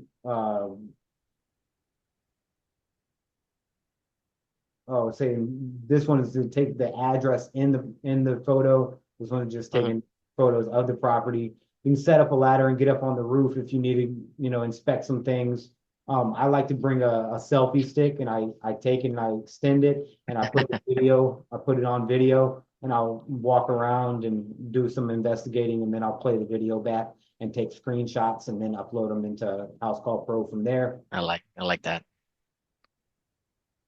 And then we do a general inspection of the roof, any soffit, fascia, downspouts, anything that's not brought up during the $1 million walk around of concerns. You just do a thorough inspection. Hey, this was that was this. Hey, are you thinking about what other projects do you got going on? We have people in our pocket that are trustworthy as we are that we would love to pass to you to help serve our community and to help serve you, because if you're getting Larry to come do it, he might not do the quality that you want. Because if you want us, you probably want another guy that's doing a little bit higher quality. He's more expensive, but you're willing to go that route if you're our customer. So that's all part of the sales process. Is like we're always looking for that. So we're going to do the special instructions. Got it. So short video if we have of the roof or existing of the roof. This is taken from a roofing a roofing inspection. So some of these things aren't like worded a certain way because it's how to do a roof inspection, not how to do a gutter and soffit and fascia and screen inspection. So it would shift slightly, but either way, you're just doing a thorough inspection of the entire property, documenting everything to make sure that somebody like you that's sitting in front of the House Call Pro can pull that up and see everything. Like there is no trend, there is no, lack of clarity on your end. And then you got to gather all your numbers and get it all together and upload it and make sure that you can have it presentable, and then you want to re-engage the customer. You want to ask to sit down to somewhere, you want to like, hey, get access to their TV to where you can cast it onto something else. You want to go over all the photos and the damage and the videos that you got, the evaluation of the report. And then there's 4 factors that determine price. You'll go over this conversation. It's what who you're using and the type of who you're choosing and who you're using. Who you choose as your contractor and what material you use. So understand expectations of the contractor, picking colors, material delivery and inventory, and how we go about that. We're going to go over the home protection and the warranty information, how we install it, the safety and the compliance that we use, and the training that our guys have, the cleanup procedures and the processes that we use. We're not going to downplay anybody. We do say Larry and Ladder, but it's not a branded person. We don't want to say, oh, we're better than them. We just want to say, hey, here is how good we are, and let them figure it out for the rest. So you don't see Apple downing Android. They just say, but you see Android always mentioning Apple. You don't see Coca-Cola mentioning Pepsi, but you see Pepsi mentioning Coca-Cola all the time. Sure. So if you are the best on the market, you don't need to tell people that you're better than anybody else, because it's a given. So Sure. This is the flavor of what we want to present all these things with. So determine the system, we make them the offer, we transition any questions, that concerns and other statements and closing rebuttals and processes and phrases that we have, all that good stuff. And then you eventually get to a point where you're just talking about numbers and value, and then you shut up and you just let them talk themselves into it. There's a certain artistic way to do that. There's 1,000,001 different ways you could do it and say it, but that's the flavor of it. So then we're going to pass the work order. We're going to have a completed work order. Just, assume that the salesman did a perfect job, which, is very uncommon that it's going to be exactly perfect. But, we have a little fluff room. We bring extra material just in case, because the customer sometimes does change their mind. I mean, obviously you saw that. So we just, we are flexible in that realm. So ideally, the production manager would get the work order. They would verify the work order is correct with all the pictures and hey, red flag, he didn't do this. Hey, this math doesn't add up. You forgot to add this whole side. That's 54 foot and 2 downspouts. Well, that's like $500. Well, that's a red flag. You cannot pass. Nope. Now you got to kick it back to the salesman, and it might go back to you, because now you got to reach out to the salesman and get him back scheduled to go back out there and verify color. Or, hey, salesman might got to call him back because, hey, that's $500 difference. And is the salesman going to take it out of his commission check, or is it going to be added to the work order?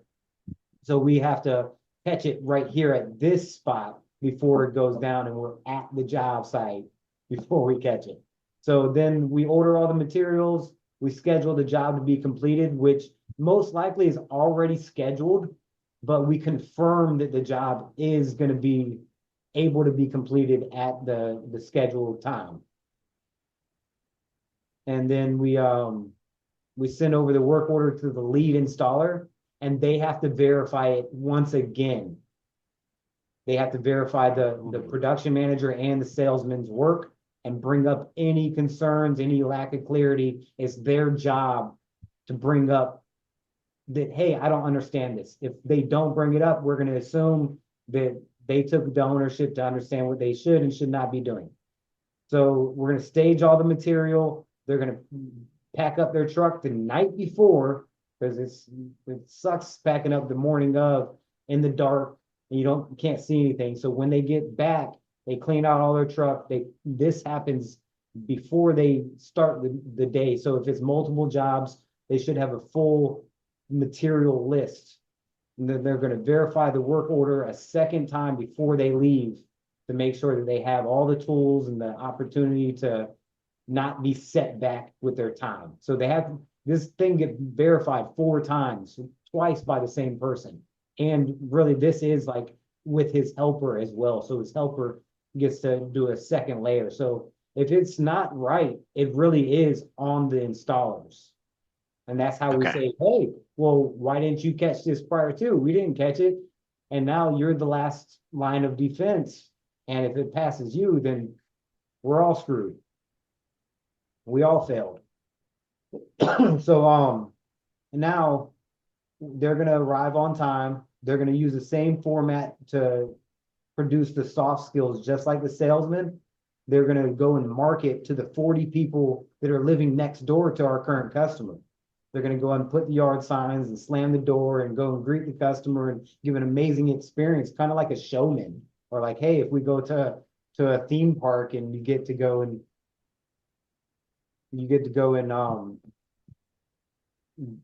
get this character, and it's like this experience. It's not just gutters on your house. It's like, hey, man, it makes me feel good. I had a few laughs, and these guys are fun. So our culture rubs off. So we're going to perform the warm up. We're going to review all the work as the installer. We're going to do another $100 or $1 million walk around to make sure that what is on this paper and our understanding matches up with the customers, almost like a discovery for us to make sure that everybody's on the same page. Clear. Okay, downspout is going here. Nope, move it over 2 inches. Okay, it's right here. There's no lack of clarity. 100% or 0%, not 99. We're going to take before pictures or verify that the before pictures are at, things that could possibly get damaged prior to, that we want to verify, especially when things are already broken before we get there.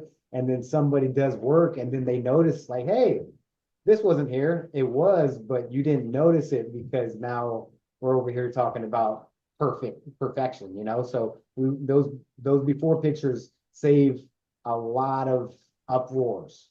And then we want to complete the work order. So it's like all that work, and we haven't done a lick of aluminum on the house, right?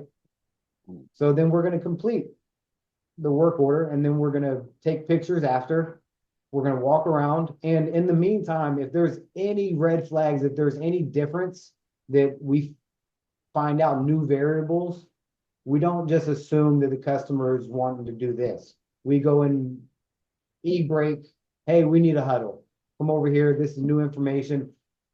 You have this option or this option. What would you like us to do to move forward?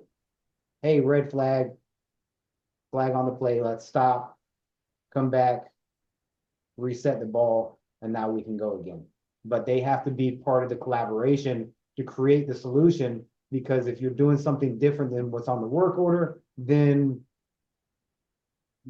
there's all kinds of possibility for uproar, So we're going to show and tell is what I call this, is another walk around. So this is the third walk around with the customer to show them, okay, is this absolutely what you wanted?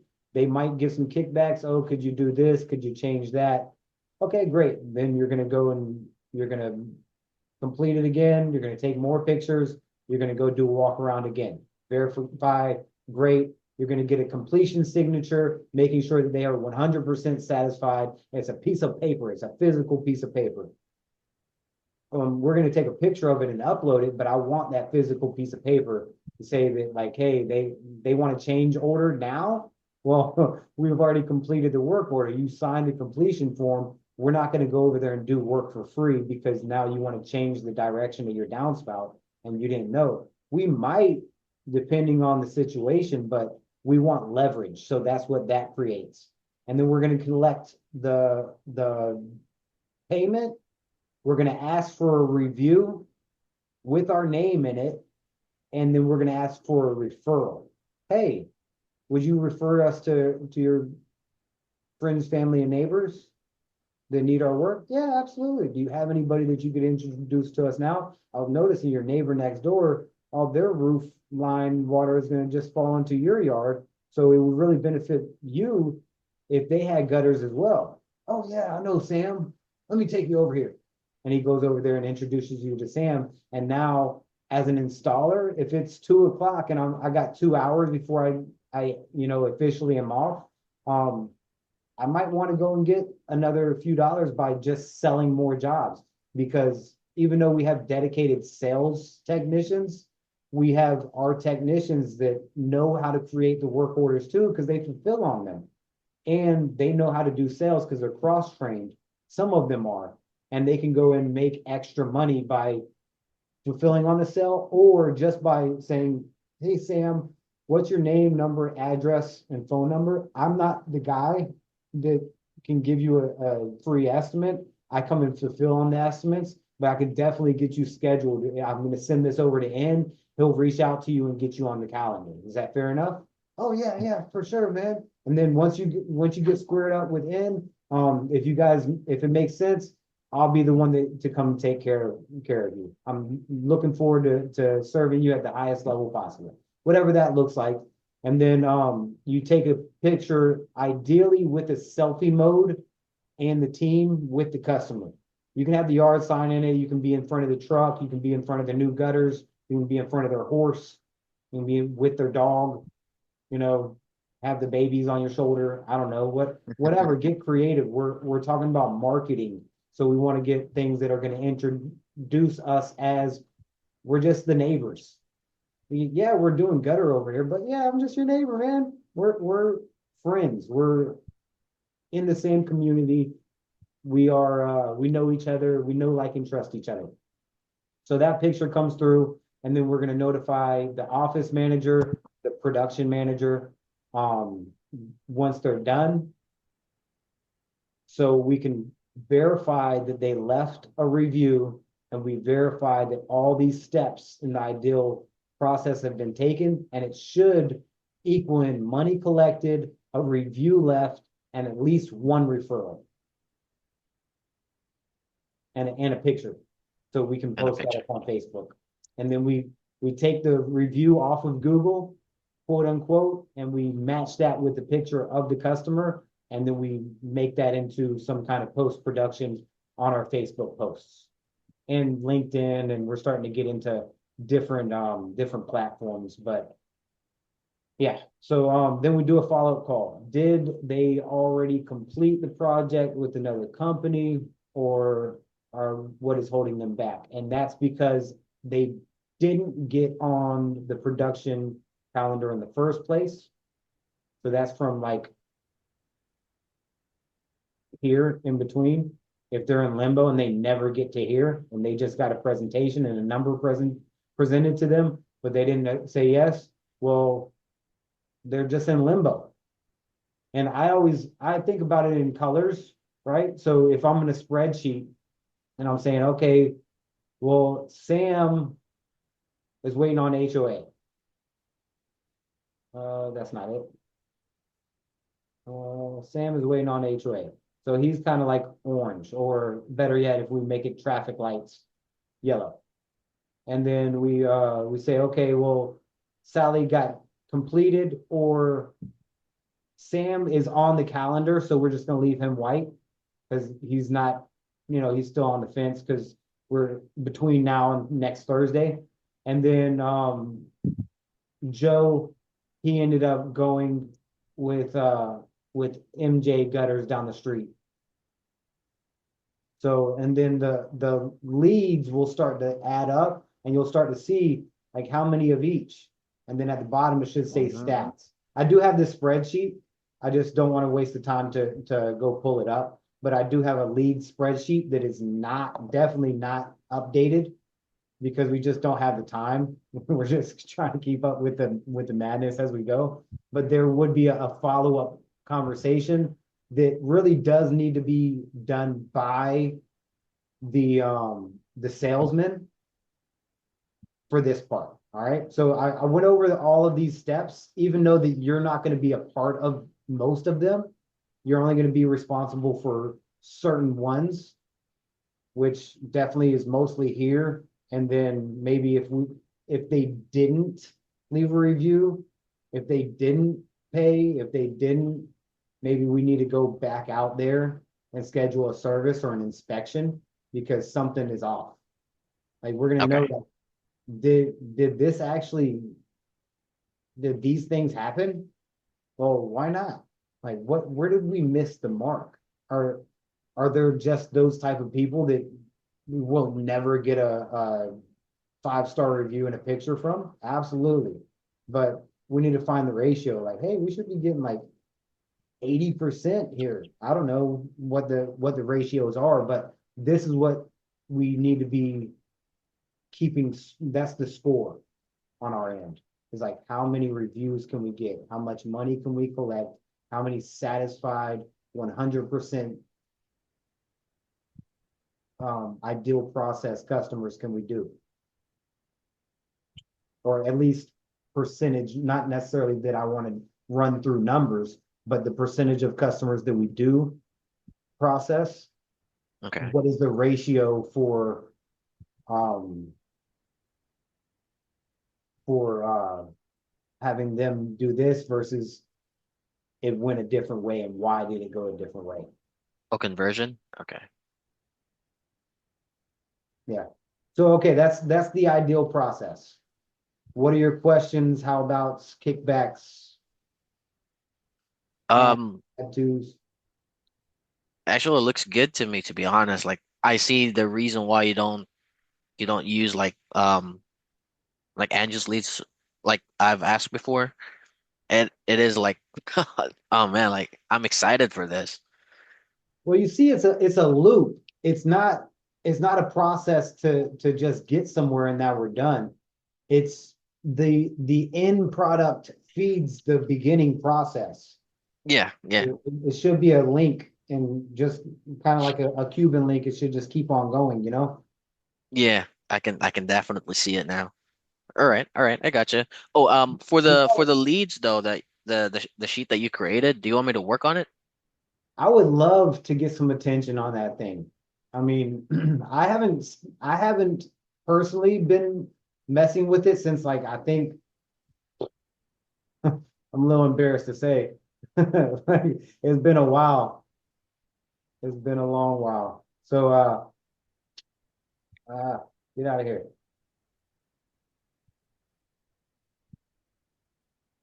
Um, let me see where that thing is gonna be.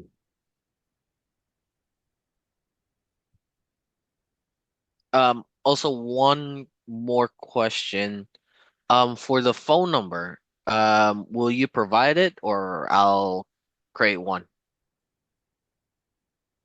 For for what? For the phone number for me to take calls. You will need to create a House Call Pro account. I mean, I already created it for you, just need to sign in Hmm. and it will ring to your computer. So you don't really need a phone number because we already have the phone numbers that should process in through House Call Pro when you're signed in on it. Does that make sense? Oh, okay. Yeah, I gotcha. I gotcha. I thought like I'd be using like a different phone number, but we're strictly using House Call Pro for everything. Okay, I gotcha. Yeah, yeah, because it actually records all of our calls. Uh, I need to It's actually under the call. hold on one second. I need to repeat this. Recurrence does not repeat and done. No power hour. Okay. All right.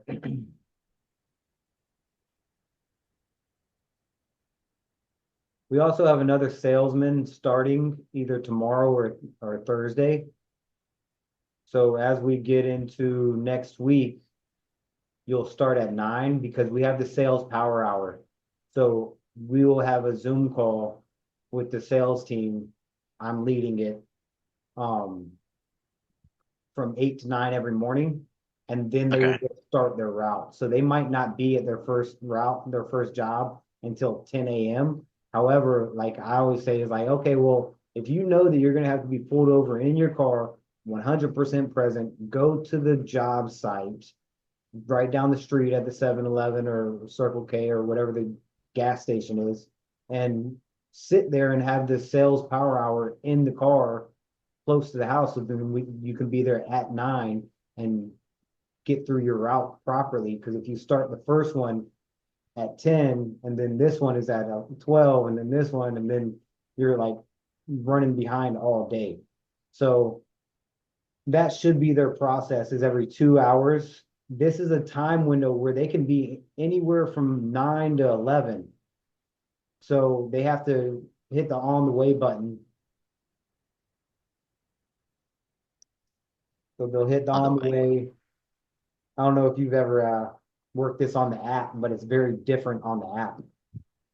No, I haven't. I'm But pretty much it using should the have some website. notes in here, like where did this person come from? What does he want? This is a return customer. So you can go in here, his profile. I don't even know where he wouldn't even record anything about this one. He's only got You can click on jobs or estimate right there. done 3 estimates for him. He's approved 1. We did a service call on that same job, it looks like. And then this is the estimate that is scheduled currently for a new job. Looks like we went there for 2 days. These are 2 different jobs. So one got canceled. One's canceled. Wow, it was I don't know created why they on didn't. the 8th and scheduled on the 22nd. That far off. Get out of here. All right, so yeah, it was December 13th. It was created on the 18th, and then 2 weeks later is when we did it. Is that right? No, A a month. month later, yeah. Maybe HOA or something, I don't know. But then we went and did a service for him as well. So something happened. This one is nothing. This one's can be deleted. It looks like somebody scheduled it twice. I don't know. Okay. So currently I have all these calls coming to my cell phone.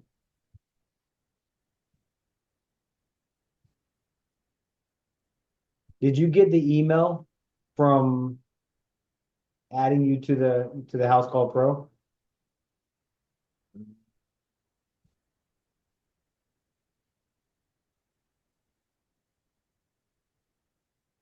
I gotcha. Yep, I just did. Yeah, you can log in and see everything. You have full access to Ooh. everything on here.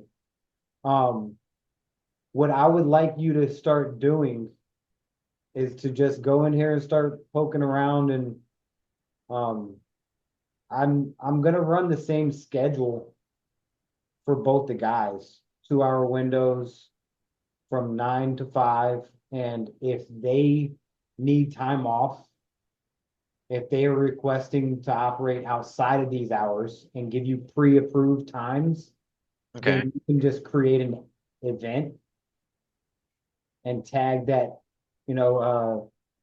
Chris or, Tony open sales. And then schedule it Saturday. There's no appointment on Saturday, so from 8, and he's hungry. He wants to work as much as possible.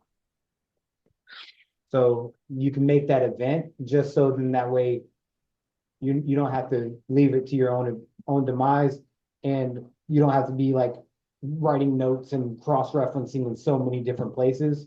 So if you need to put those events on the calendar, you and I are the only ones that are gonna see them, and then whoever else you tag. Okay. The team won't even see them because they don't have the access to everybody else's calendar. You're the only, like, Jeff can see all this, but Melvin and Sean can't. I think Tony can too. But Tony, like the technicians and the other salesmen, they won't be able to see what's going on over here. They'll just be able to see the estimate and their one route. They're not going to see all 3, 4, 5 different routes. And then I'm pretty sure you can turn these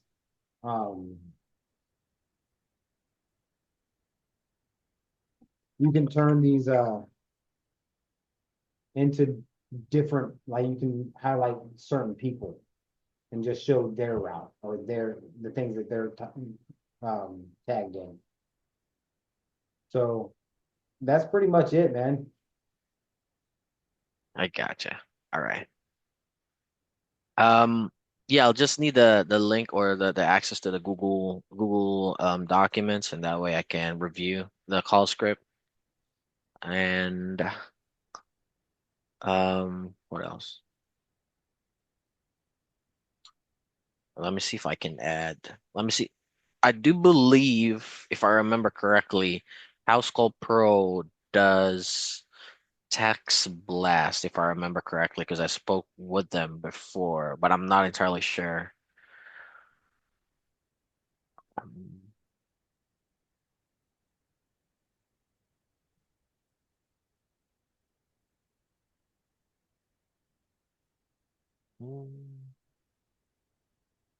Jesus Christ. Hey, give me 1 second.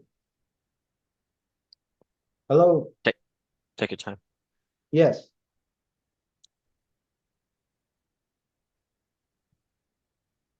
What can I do for you?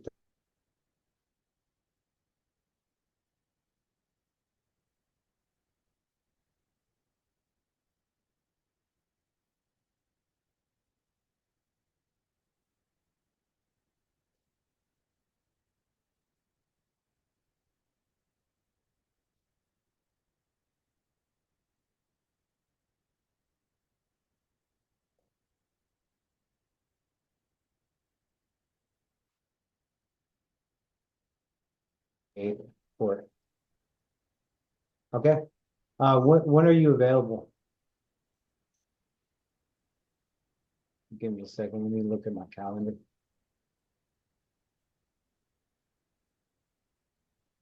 Well, just to let you know, we are we are booked up for at least 1 week. Give me a second. You're in Quarry Lake, right? I can do Tuesday afternoon. Yeah, the 22nd. All right, perfect. It'll be yeah, it'll be Jeff. Yeah.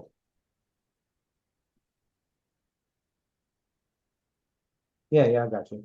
Yeah, he'll have a 32-foot ladder with him.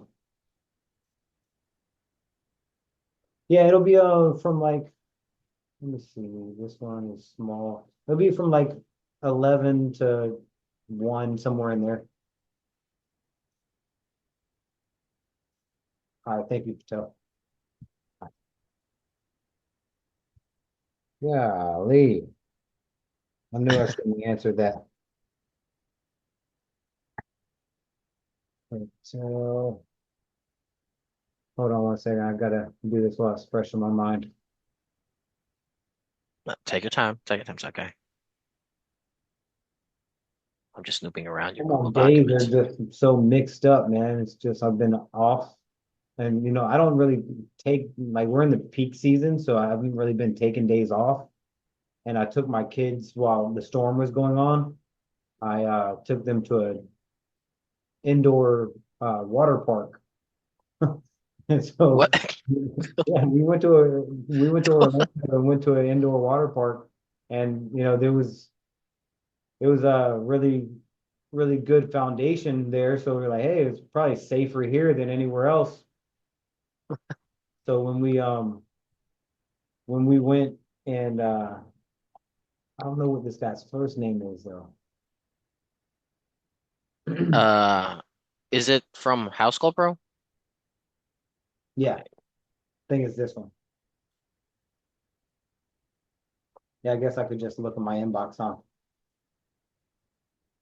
There's no account auto-populated on the phone number he's using, No, no, actually. it's not, it wasn't House Call Pro, it was, I guess I could just look his number up.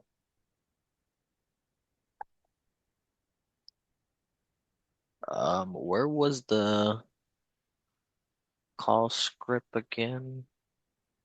Rec No, it's not recruiting. There's a lot of stuff in there, bro. I don't know if you're gonna get lost. And there's I some, am I am lost right now. hold on a second. You go to NGP, um, onboarding and training, SOP? No. Recruiting? production. Oh, production. I don't know why it would be in here. Hold on. The admin Oh, and then phone system processes. oh, Like there you go. you said, that this one is like outdated, but it does give you like a general sense of how we've done it in the past. So it's a new customer, an existing customer, a vendor, which is like a person that sells gutters and then uses us to fulfill on their work orders, like a roofing company or a contractor, or a spam or a sales call, somebody trying to get us to buy something or whatever. So these are the really only four kind of calls that you're going to go through.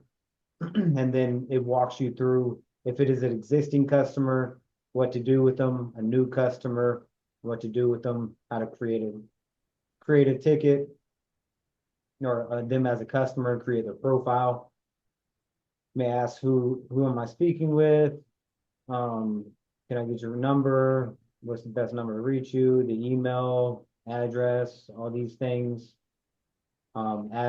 Address, is that blank community? Do you have a HOA? Do you have blah, blah, blah? So you can read through all this, and then I would say to actually recreate it in your own liking, and then anything that you're not 100% sure, um, let's recreate it to serve the way that you obviously serve the company, but also serve the flavor that you want to present it in, the terminologies that work for you, that come easy off your tongue, and then make it sound like it's your own words versus something that we're giving you some kind of whack script that doesn't naturally come to you in your normal phrases.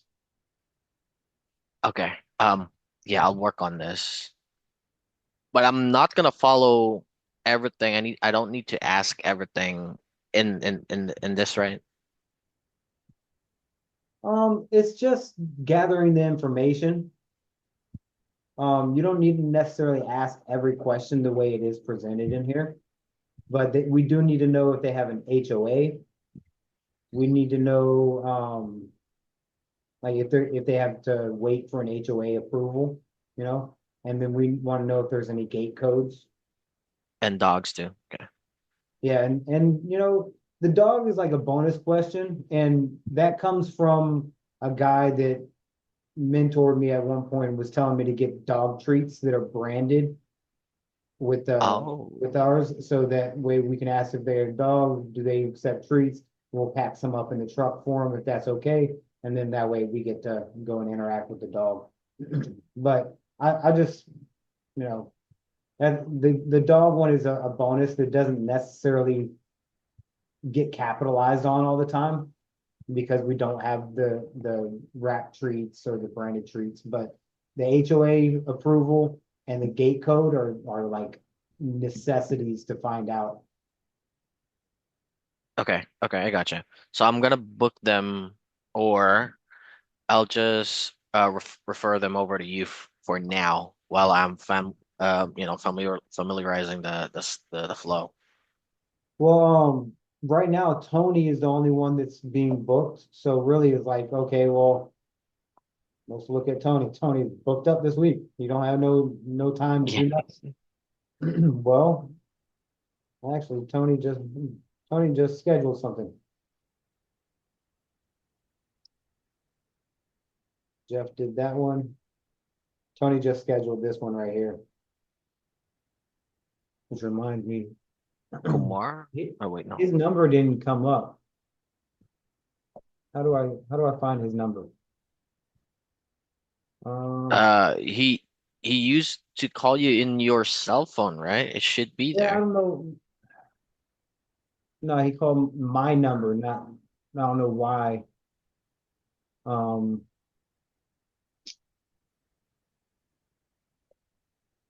Uh, not showing me his phone number.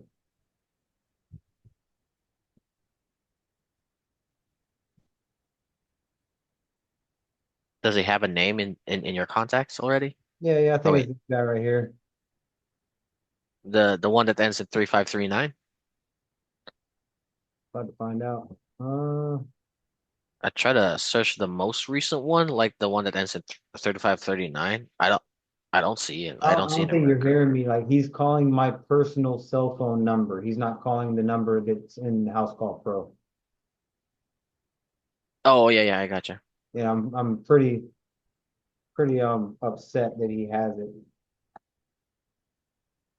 That was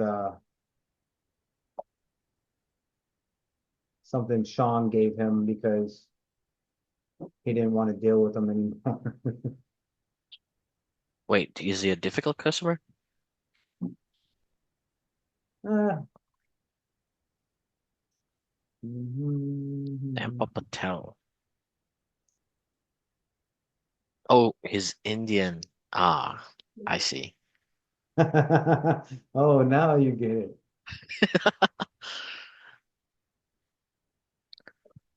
This number is not in the system.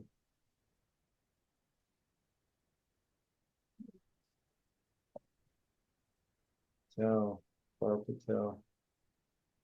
He's in Tampa. He's in.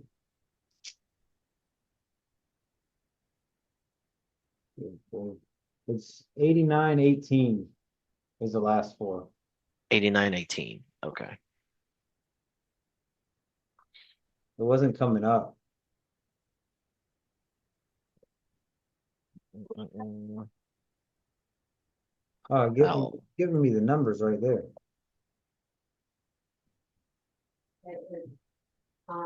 You think, well, like today?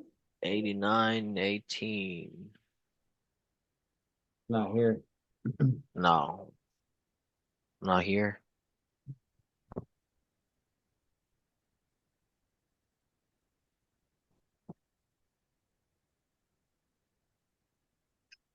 Hello? Hey, Patel. Yes. Hey, I'm just trying to make sure that I have the right the right one because I have a lot of people with the last name Patel. Your address is 18007 No, 10559 Corey Lake Drive. Tampa. Okay, that's what I thought it was. Okay. It's between 10559 Corey Lake Drive. Yep, I got it. Okay, Jeff will be here next Tuesday, right? Correct. Yeah, you're about to get a text message right now. Thank you. All right, thank you. Thanks a lot. Bye-bye. You actually got it right earlier. I need to create a service for this. So now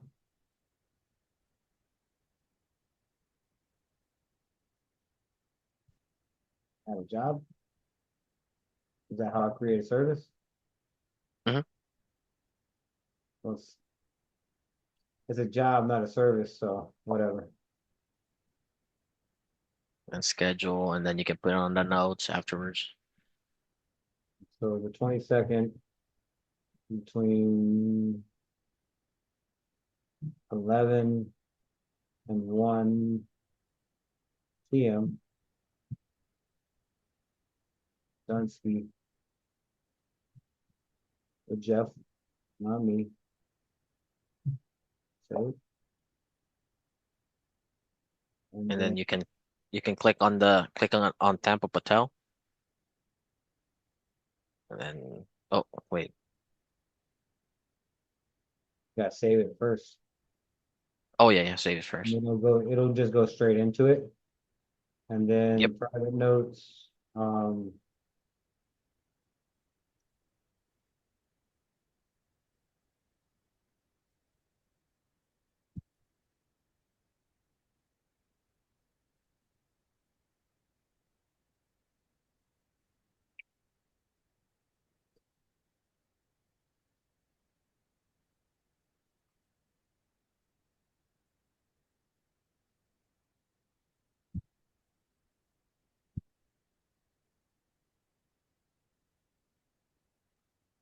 We need to. Think we need to add a little bit more when we send the invoice. You know, the intro. what's that? Whenever you send an invoice, it just says here, "Thank you for choosing McCloud Gutter Protection." So Uh-huh. I think we need to add add something more fun or something more beneficial to us. Let's say like a link to our website, to our Google perhaps, or Facebooks, and that way they can leave a review That's sends or in a text message. text message. Would it be And I'm not, nice I'm not, to send an I'm not invoice? opposed to doing it both, where it gets hit in the email and the text. Hmm. Um, how would we do that? I mean, we could edit this one, but that's not gonna edit everything in the future. You can go to settings and go to invoices and click on email and SMS, and then you can add it there.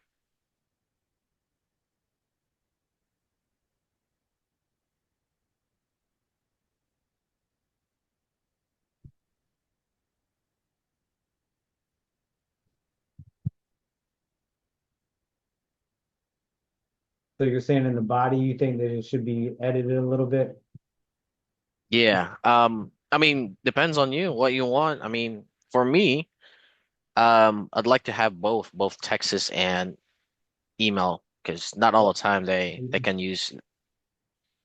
I mean, not all the time they check their phones, or some busy people mainly focuses or open their email first rather than Texas. Right, so if we go, hold on one second. Right. I mean, I mean, you can do that on your free time. It's just like my suggestion. Or if you want me to do it, I can definitely do it. Yeah, yeah, if you wanted to get that done, I mean, what, I don't have anything against it. There's no reason why we shouldn't do that. So if you wanted to get that together and change that, then by all means, Okay.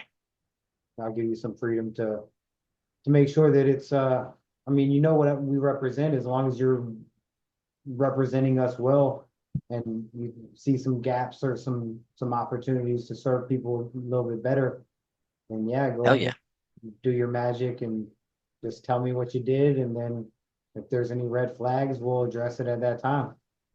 I mean, I'll run this by you first before I, uh run this like entirely. So that way I can get a feedback or review from you, see if what you want me to change or review or revise. Mm-hmm. So here's, I guess, to get you to a point where you are as independent as possible, to at least know what to do in each situation. Hmm. Let's back up to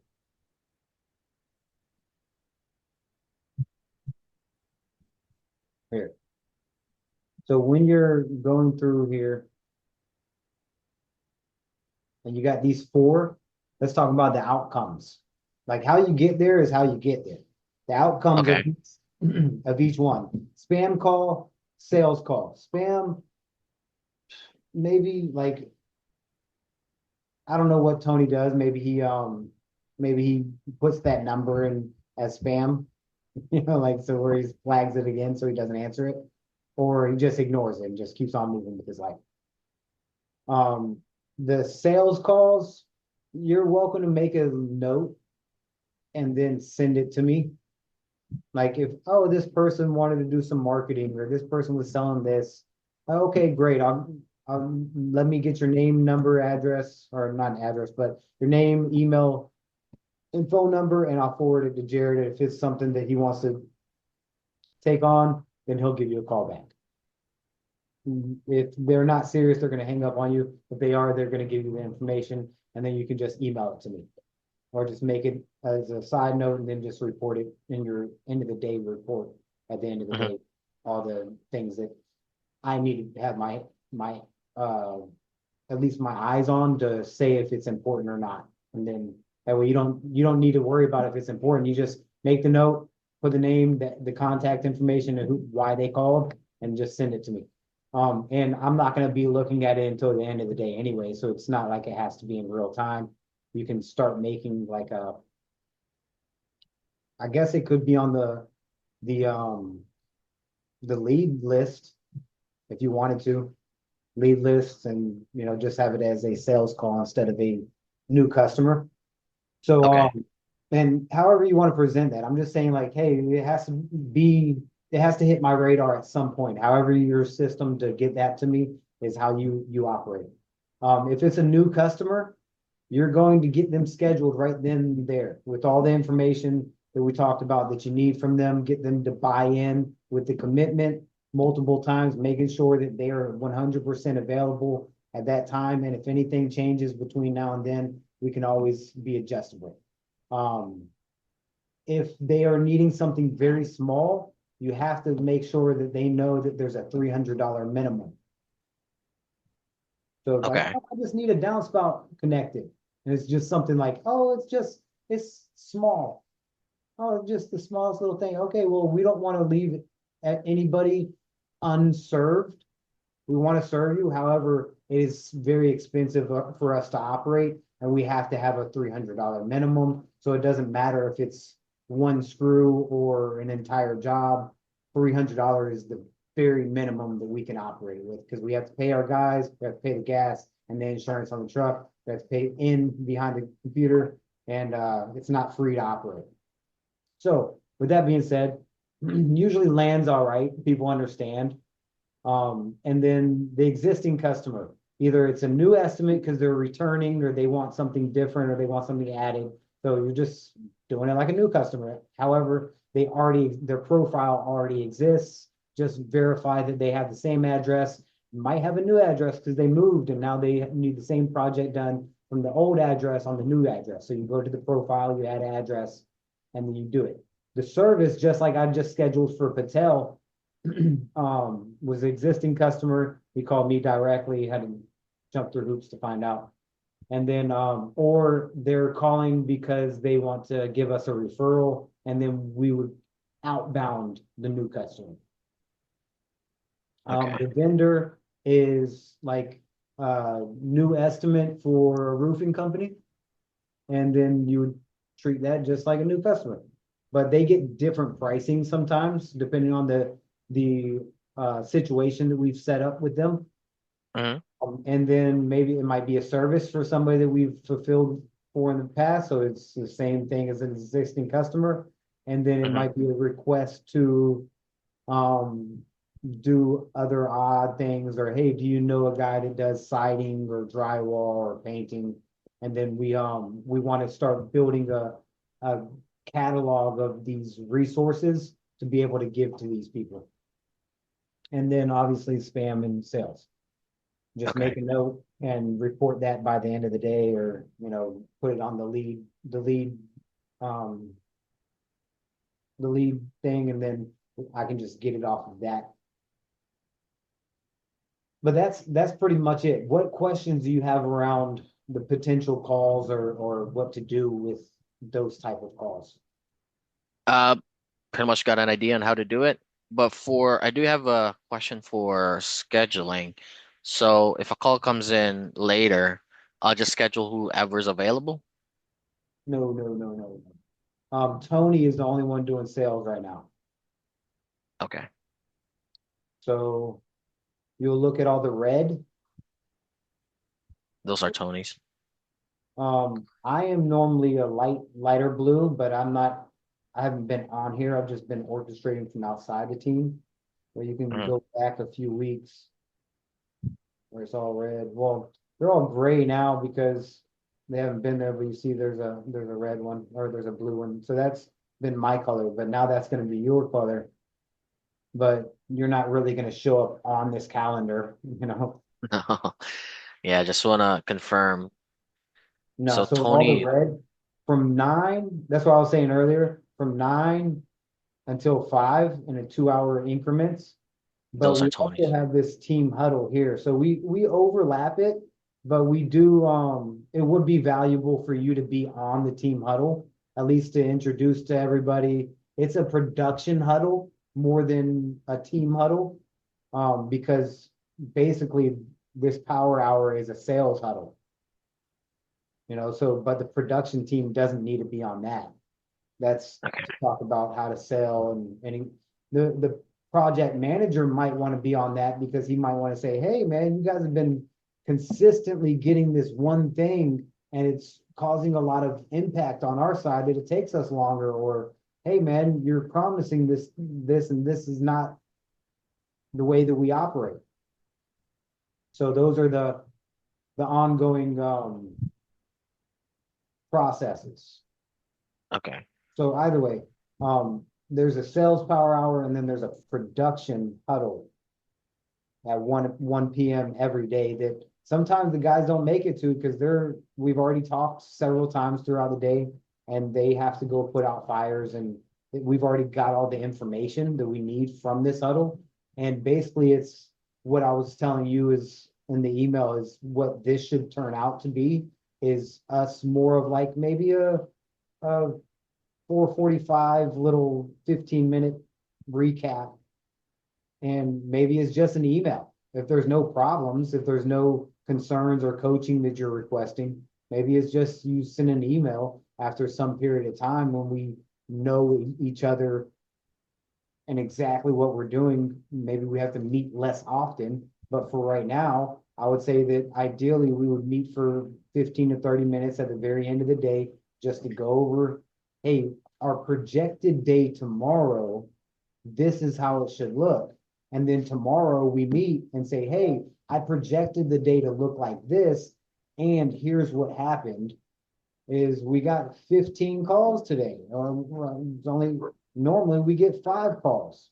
So all these other spreadsheets I was supposed to catch up on, and now I can't because I was tending to calls. So there's going to be these priority lists of like, okay, well, this is still needs to get done, but it might be put on the back burner as a secondary long-term project rather than like the highest priority right now. So we kind of have to dwindle down the list of priorities until that one's the highest one, and then start working on it. And as priorities get up in the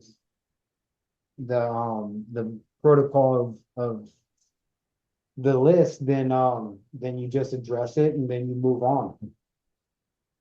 Okay. Gotcha. Um, for the final appointment, I should not go over after 4:45, right? Final appointment should be from 3 to 5, 3 to 5. Okay. but the arrival time window is 3 to 5. So even though Paul is scheduled, he might show up at 10:55 and still have to be there for an hour. So now he's still at Paul, but it's Dr. David's time, and he's not done with Paul until 12. Well, he still has another hour to get to Dr. David. So it's the arrival time that he should give Dr. David a heads up. Hey, it's going to be closer to 1, but as long as he arrives in this time window and is commutative, that Mhm. it doesn't really matter. But Okay, so all this white space that there's no red, unless Tony is blocked out like he is for November, So you see out of office, Tony, he's Mhm. gonna be out from the, and I am too. From the 13th. And then he'll be back that Monday. So multiple days that he's not gonna be able to be scheduled, but you're gonna have that as an event on this calendar. So as Chris comes on too, he's gonna be able to, you're gonna be able to double book. So we'll get Chris a color and then Tony will be all the red. So now you'll have two people to book on each time window. And then they're gonna Oh, have nice. to tell you like, okay, well, I have a BNI meeting. Hey, I'm going to this event here. So you might have like, he's not available until like 10 o'clock on Friday. And then everything after that, you're gonna have to dictate really just two guys. It's just Tony and Chris, and you have to know their schedule, when they're available, when they're not.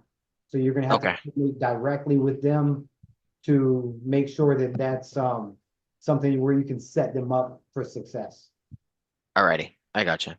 like a dispatcher, you know? I gotcha. I gotcha. I'm looking. So someone has to Windows call right is now and say, hey,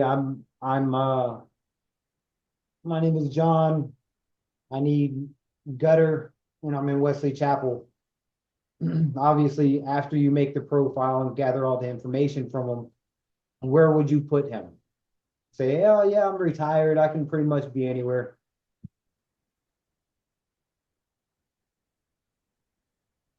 hmm. As soon as you can make it. Soon as I can make it. Today? I mean 22nd. Oh wait, no. Let me check the previous days. So 15 is fully booked, 16 is fully booked. Okay. I can put him earliest is Monday. Got 11 and 1. Oh wait, no. Yeah, 1, 2, 3. So nothing on this week is available.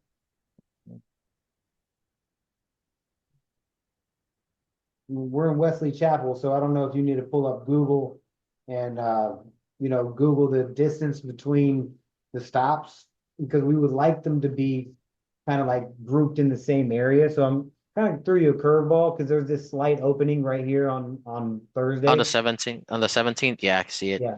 Yeah, so from 1 to Okay. 3 on the 17th, is the soonest we could be there. But, it wouldn't be the end of the world to put them on Monday because, you know, it is available. However, Nokomis is about 2 hours, hour and a half from Wesley Chapel. So this wouldn't be the ideal place to like Northport and Nokomis are like right next to each other.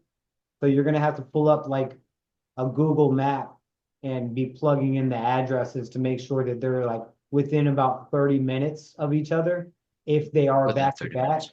And ideally, we would start breaking off like a roundabout territorial management for that day. If they're going to be going and driving, and we can give you their home address so that way you can pinpoint from where they're driving from to where they're driving to, the whole route, and then back for the day, that is actually manageable. Because if they have to drive for 4 hours out of their day and they have 5 appointments, that's 9 hours. They're not going to have lunch. They're not going to have like, they're just going to be going around crazy from place to place to place. So it is really like the logistics of this could make or break their day. And we don't want them to not be booked up. However, they can be, if just because they have white space doesn't mean that we have to like fill it up. Like they can go and Yeah. do door knocking. They can go and create their own leads from being there in the neighborhood. They can go to, you know, get creative because they have to create leads as well and schedule their own appointments. So if you see what Okay. happened with Tony yesterday, is these two appointments jumped. These were neighbors of, he was at Joe's house, and then these two neighbors asked him to come over and give them estimates. That's probably why they're still red, because he got bombarded. He had 1, 2, 3, 4, 5 scheduled, and he ended up doing 1, 2, 3, 4. No, that one's Jeff's. So 1, 2, 3, 4, 5, 6, 7, 8. So he ended up doing 8 when he only was scheduled for 5. You know what I'm saying? So he's out in the field and people are flagging him down and saying, "Oh, can you do mine too?" So that's like a common thing. But you see how these are like overlapped? I don't like doing that, because now you give him zero. Tony scheduled himself like this, but I don't like doing that because I know that I need the opportunity to be slow down. I'd rather there be a gap in between my jobs to where I get the opportunity to market to the neighbors and I get to maximize my time spent in that neighborhood rather than going from one neighborhood to the other, and people might need my services, and then now I don't have the time to give them because I'm already pre-promised. And now if I can't capture their name, they're not available, I'll never get that leverage point again.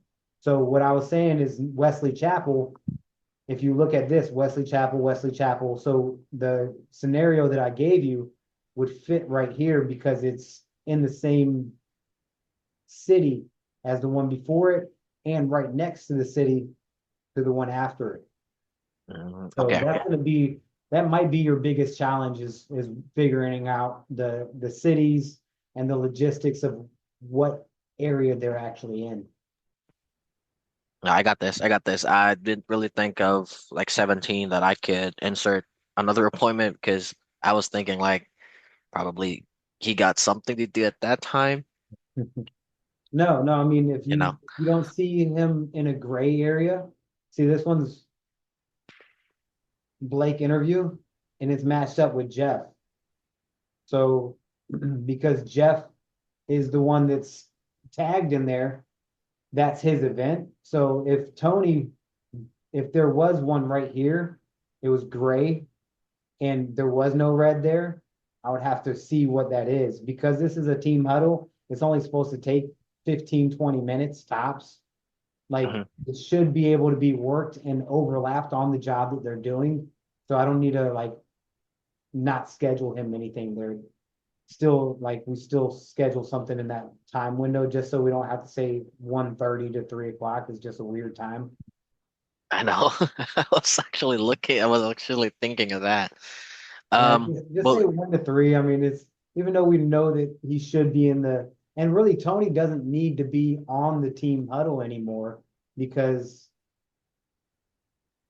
yes and no. I mean, it could turn into a lot longer of a meeting because now you got production interacting with sales and not like, oh, well, you should do this. Oh, you should do that. Oh, well, when I was over there. And it turns into like this discussion. way like we just go so left field so quick. And what I've designed this huddle for is how did the day go? How's your day going? Because it's 1 p.m. So you've had plenty of time to build momentum with your day and see how the day is going. And we still have 3 hours before the the supply house closes. So if anything shifted or they're having trouble where they need help, because oh, I'm not going to make my material pickup this afternoon. Now we can put that on the table. Okay, well, who is above ahead of schedule or who is behind schedule, or what can we shift around to make sure that these things still get done, even though that Sean needs the material and he's supposed to pick it up, but he's not going to make it. And now tomorrow he's going to be super late because picking up material at 7 o'clock in the morning is probably the slowest turnaround time, and picking it up in the afternoon is probably the fastest turnaround time, just because that's everybody's trying to pick up in the morning. So we want to pick up in the afternoon when it's quick. So our time investment is a little bit more efficient in the evening. So I will drop everything, go get a truck and run across town and go pick up the material and run back to invest my hour at the end of the day to save him 2 hours the next morning. So that's what we find out in the huddle. Like what Okay. are problems? Okay, and I always have like 3 or 4 different plans. Like, hey, this is plan A. If that doesn't work, I have the solutions already cocked and loaded and ready to fire because I pretty much know most of the situations we're going to be in, and I've already dealt with them so many times that we know exactly the most efficient way to still make things happen under the worst circumstances. Okay, I gotcha.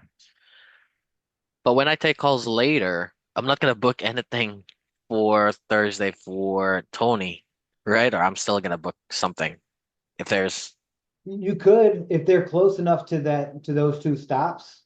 If they're down south, close to Northport and Nokomis, and you'll have to look up these cities and see where they're at and look at the logistics from where we're at versus where Tony's driving from and make sure that they can actually get there in that time. But yeah, you could definitely schedule something for Tony for that Thursday and then pretty much, anything that he's not already scheduled for next week. He's wide open.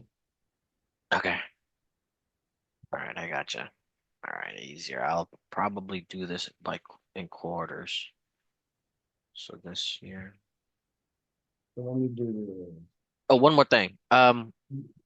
Let's say for example, we do have like a fine like 2 appointments in Wesley. Can I book them? Let's say we're starting on a clean, no appointment day. Mhm. So let's say 3 calls comes in, 3 calls got booked for an inspection and an estimate for Monday, and then another call comes in, and the customer's address is, let's say, do you service Sun City? Yes. Let's say near Sun City area, like Ruskin, Sun City. Mhm. There's 2 calls that comes in, and I was able to book them. Can I put them on the next day? Would that be okay with you? Yeah, yeah, that's what I was saying is try to book the same day around areas that are less drive time. Because the more time that we have in front of customers in the neighborhood outside of the car, that's where we make all our money.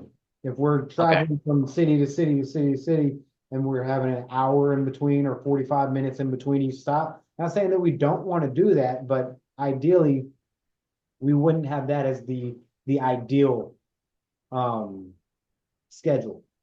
So we Okay. would we would have them scheduled like you can book out sporadic throughout the whole week, but just make sure that the areas that we're servicing are I ideally in the same town. They it can be a little bit of travel. I'm not saying don't book him up.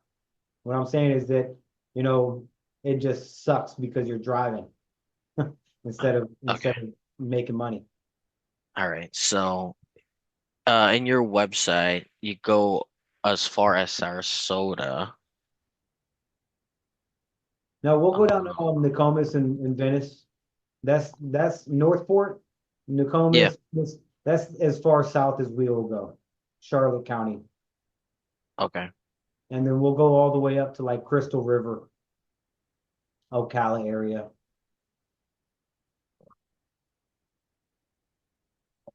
Okay. And drive time, let's say, most of the techs houses is in Tampa, right? Tony lives in St. Petersburg. So I'll just have to memorize Tony's. Okay. So let's say. Okay, I got this. I got this. Play a greeting. Play a greeting before the phone rings.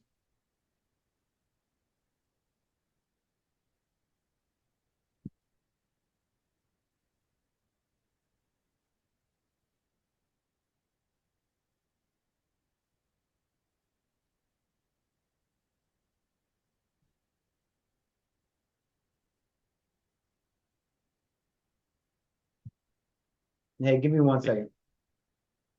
Take your time. Take your time. It's okay. Hey, this is Jared with McCloud Gutter Protection.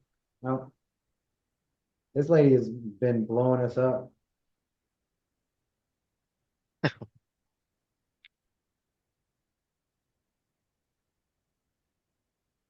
I don't know why people think that they can call 4 or 5 times in a row.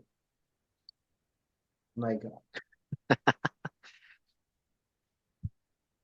mean, it's just the simplest thing. Something urgent, I guess. I don't know. It can't be that urgent. It's not raining. They're just gutters. Hold on 1 second.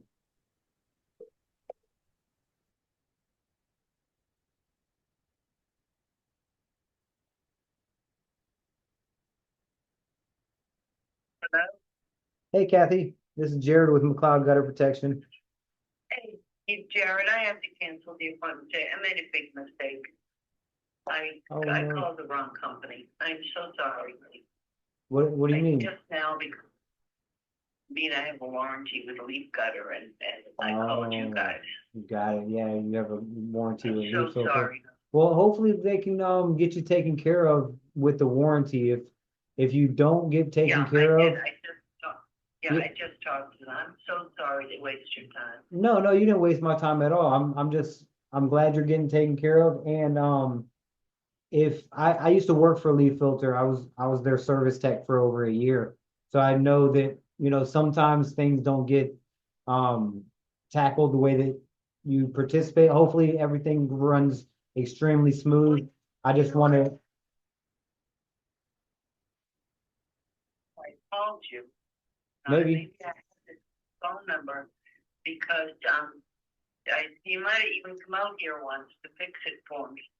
Possibly. To fix something for me. But anyway, my total apologies. This storm's got my brain scattered. Yeah, it says you came from the old database. You've got gutter guards in 2019.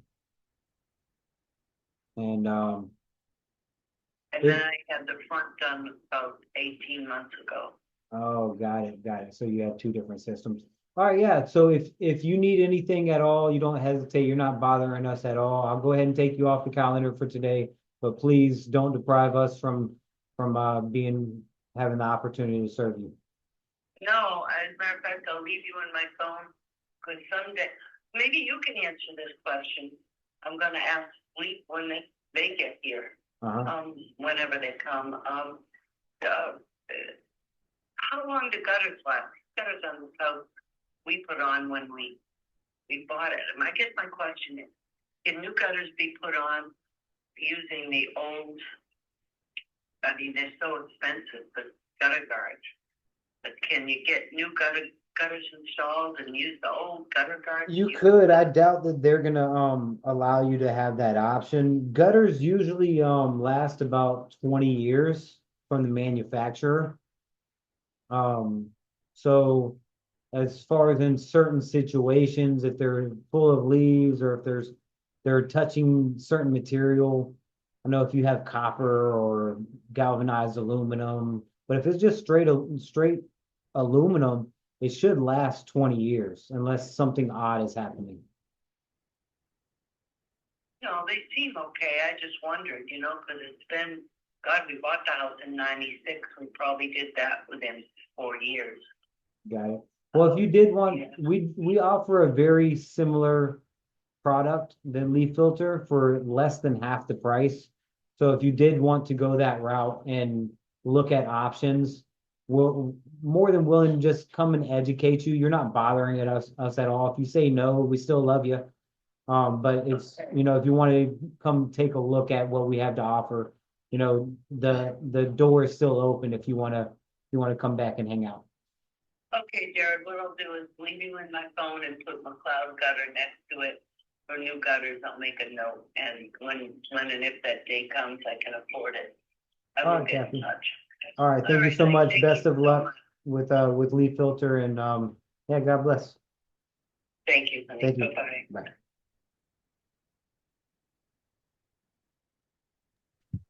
All right. And that's kind of like, just the gist of it is like, trying to let people say, oh, well, it doesn't matter. Oh yeah, I didn't mean to bother you. Like, no. You're depriving me if you're not letting me serve you. Like you're you're not doing me any favors by telling me no. Oh, I don't want to bother you. You're not allowing me to serve you is kind of like taking my opportunity. It's actually kind of smooth, to be honest. Like you're always closing the appointment and also the deals. I like Yeah, it. yeah, for sure. Oh, and by the way, if it's something I can't answer over the phone, would it be okay if I tell them that I'll just have my roof guy answer everything once they're on site, once they're out, like out there? Yeah, And they're because, gonna go over all that. They're gonna do a thorough inspection and they'll have all of those answers. And it might be a few different variables. So they'll be able to handle all of those concerns for you during the appointment. okay, Yeah. just And so pretty if much it just is set up the something, appointment.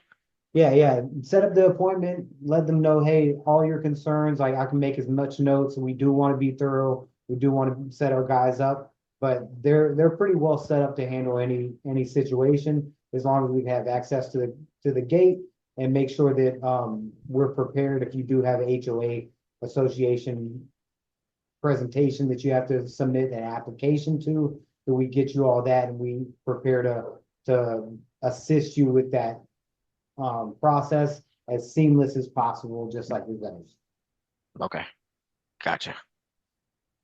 I know this is a lot of information thrown at you, so I'm not really expecting you to retain all of it, but you'll start to see or hear certain phrases that we use over and over and over and over. And they is because they land very well. And I've been doing this for 5 years.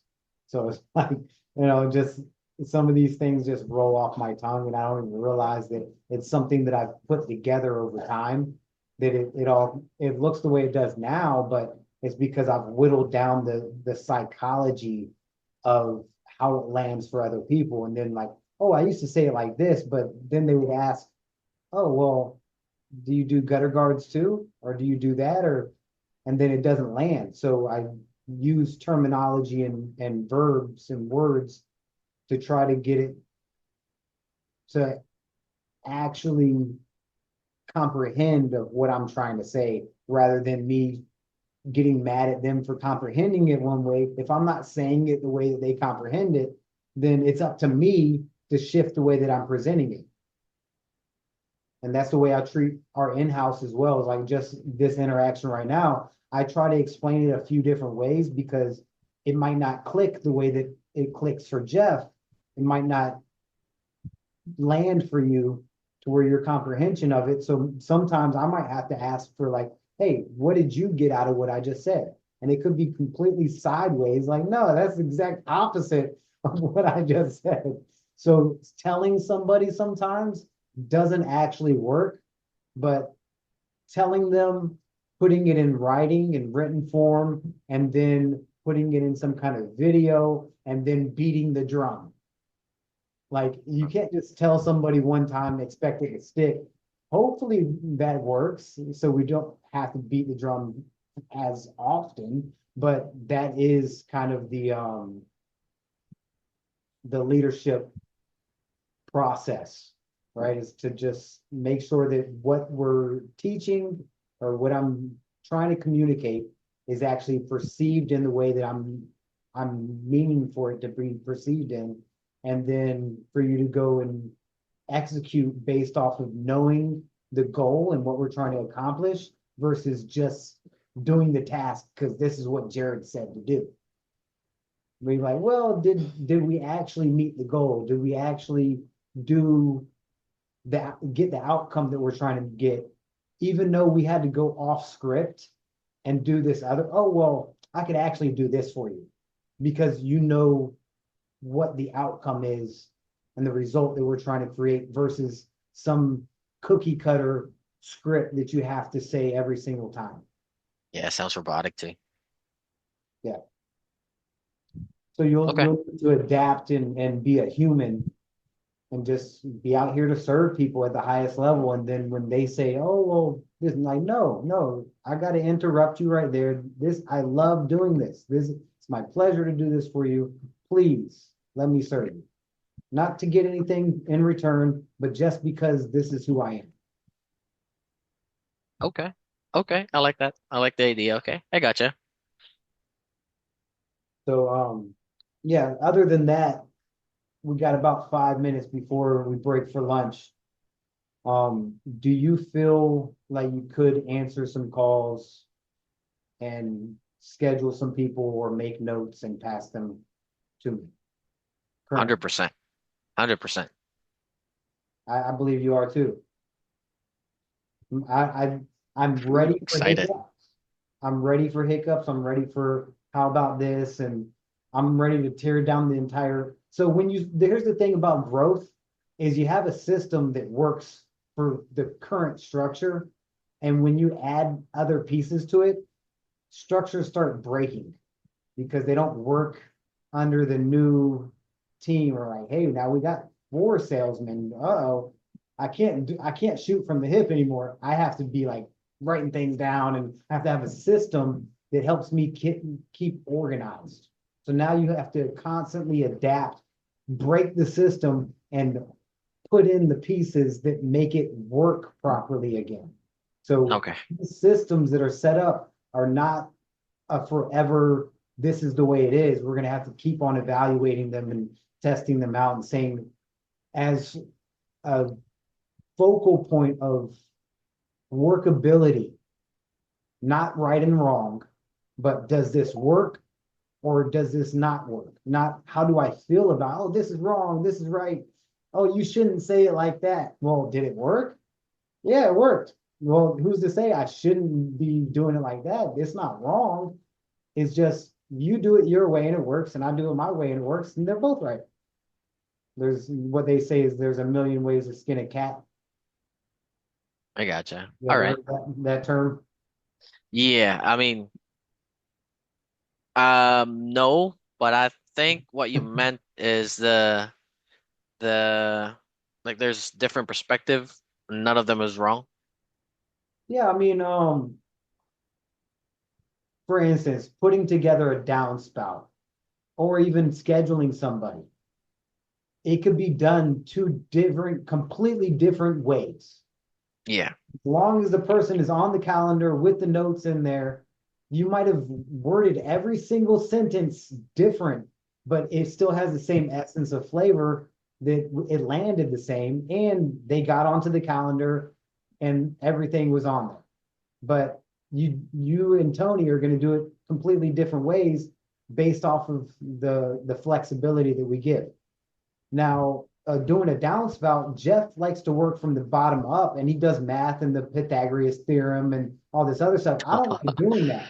I Oh like to man. go straightforward. I like raw, uncut, and I'm doing things because I want the newer guy to look at me because he's going to start doing what I'm doing. And if I'm doing very complicated stuff, he'll start to try to mimic it and he'll be completely lost. So I just go from the top down. I connect the top one, then I measure in between them, and then I go and cut that piece, and I come back, and I measure the other piece, and then I go cut that, and I come back. And the outcome is the exact same though. When we get done, there is no, you couldn't tell who did it and which way they went because the straps are the exact spot because we know we've already established certain frameworks that as long as you hit these marks and have this outcome, who cares how you get there? You Okay. should be you're in this seat because you have better answers than I do. You're a specialist. I can do the job, but I'm also doing 15 other jobs. So I'm doing this job half-assed, where if you spend 100% of your time, you're gonna outshadow me every single day of the week. Being thorough. Okay. So I always like trust the guy with the screwdriver in his hand or the phone in his hand. If this is your element, I'm always going to look to you as being the authority on how we should do this. Because you have some background. You already mentioned a few things about like the invoice and just small little things that mean so much. If we can just take that 1% and keep on adding to the crew, who knows that 20, 50% later it starts to you start to look back and see all the progress you've made. So I'll let you jump off and calls should be coming to you first, and then I'll get the overflow. And Okay.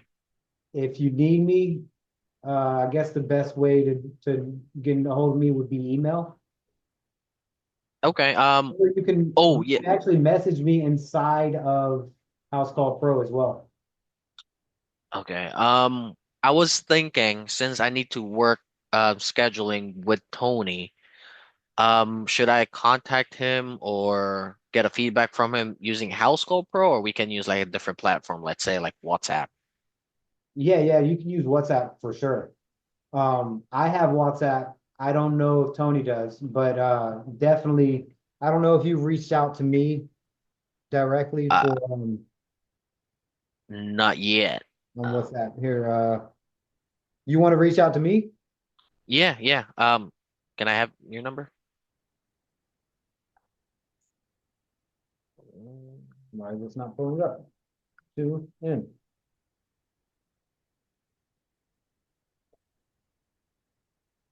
I don't have a number though. Like my number is not US. Yeah, I know, but I guess it's because you don't have a phone number in here that I can't Yeah. send you text messages, but that's stupid because there should just come up in your inbox in House Call Pro. No? Because I haven't tried it. this is all in-house stuff. I mean, it's not letting me pull up anybody. Either way, okay, so you want my cell phone number? Yeah, I'll just chat you. I mean, I'll just text you. It's 1-813-410-3192. Okay. Let me send a message right now. Give me a sec.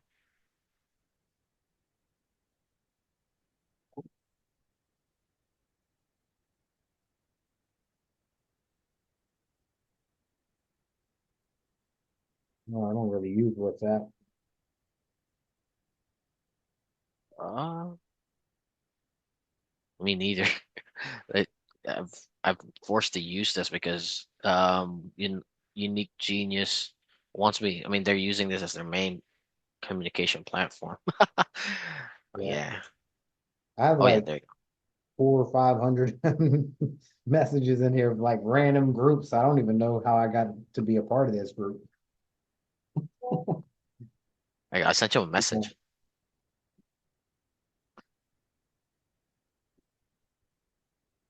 All right, I'll send you Tony's number and then I'll call Tony and have him download WhatsApp if he doesn't already have it. Okay. Thank you. Appreciate that.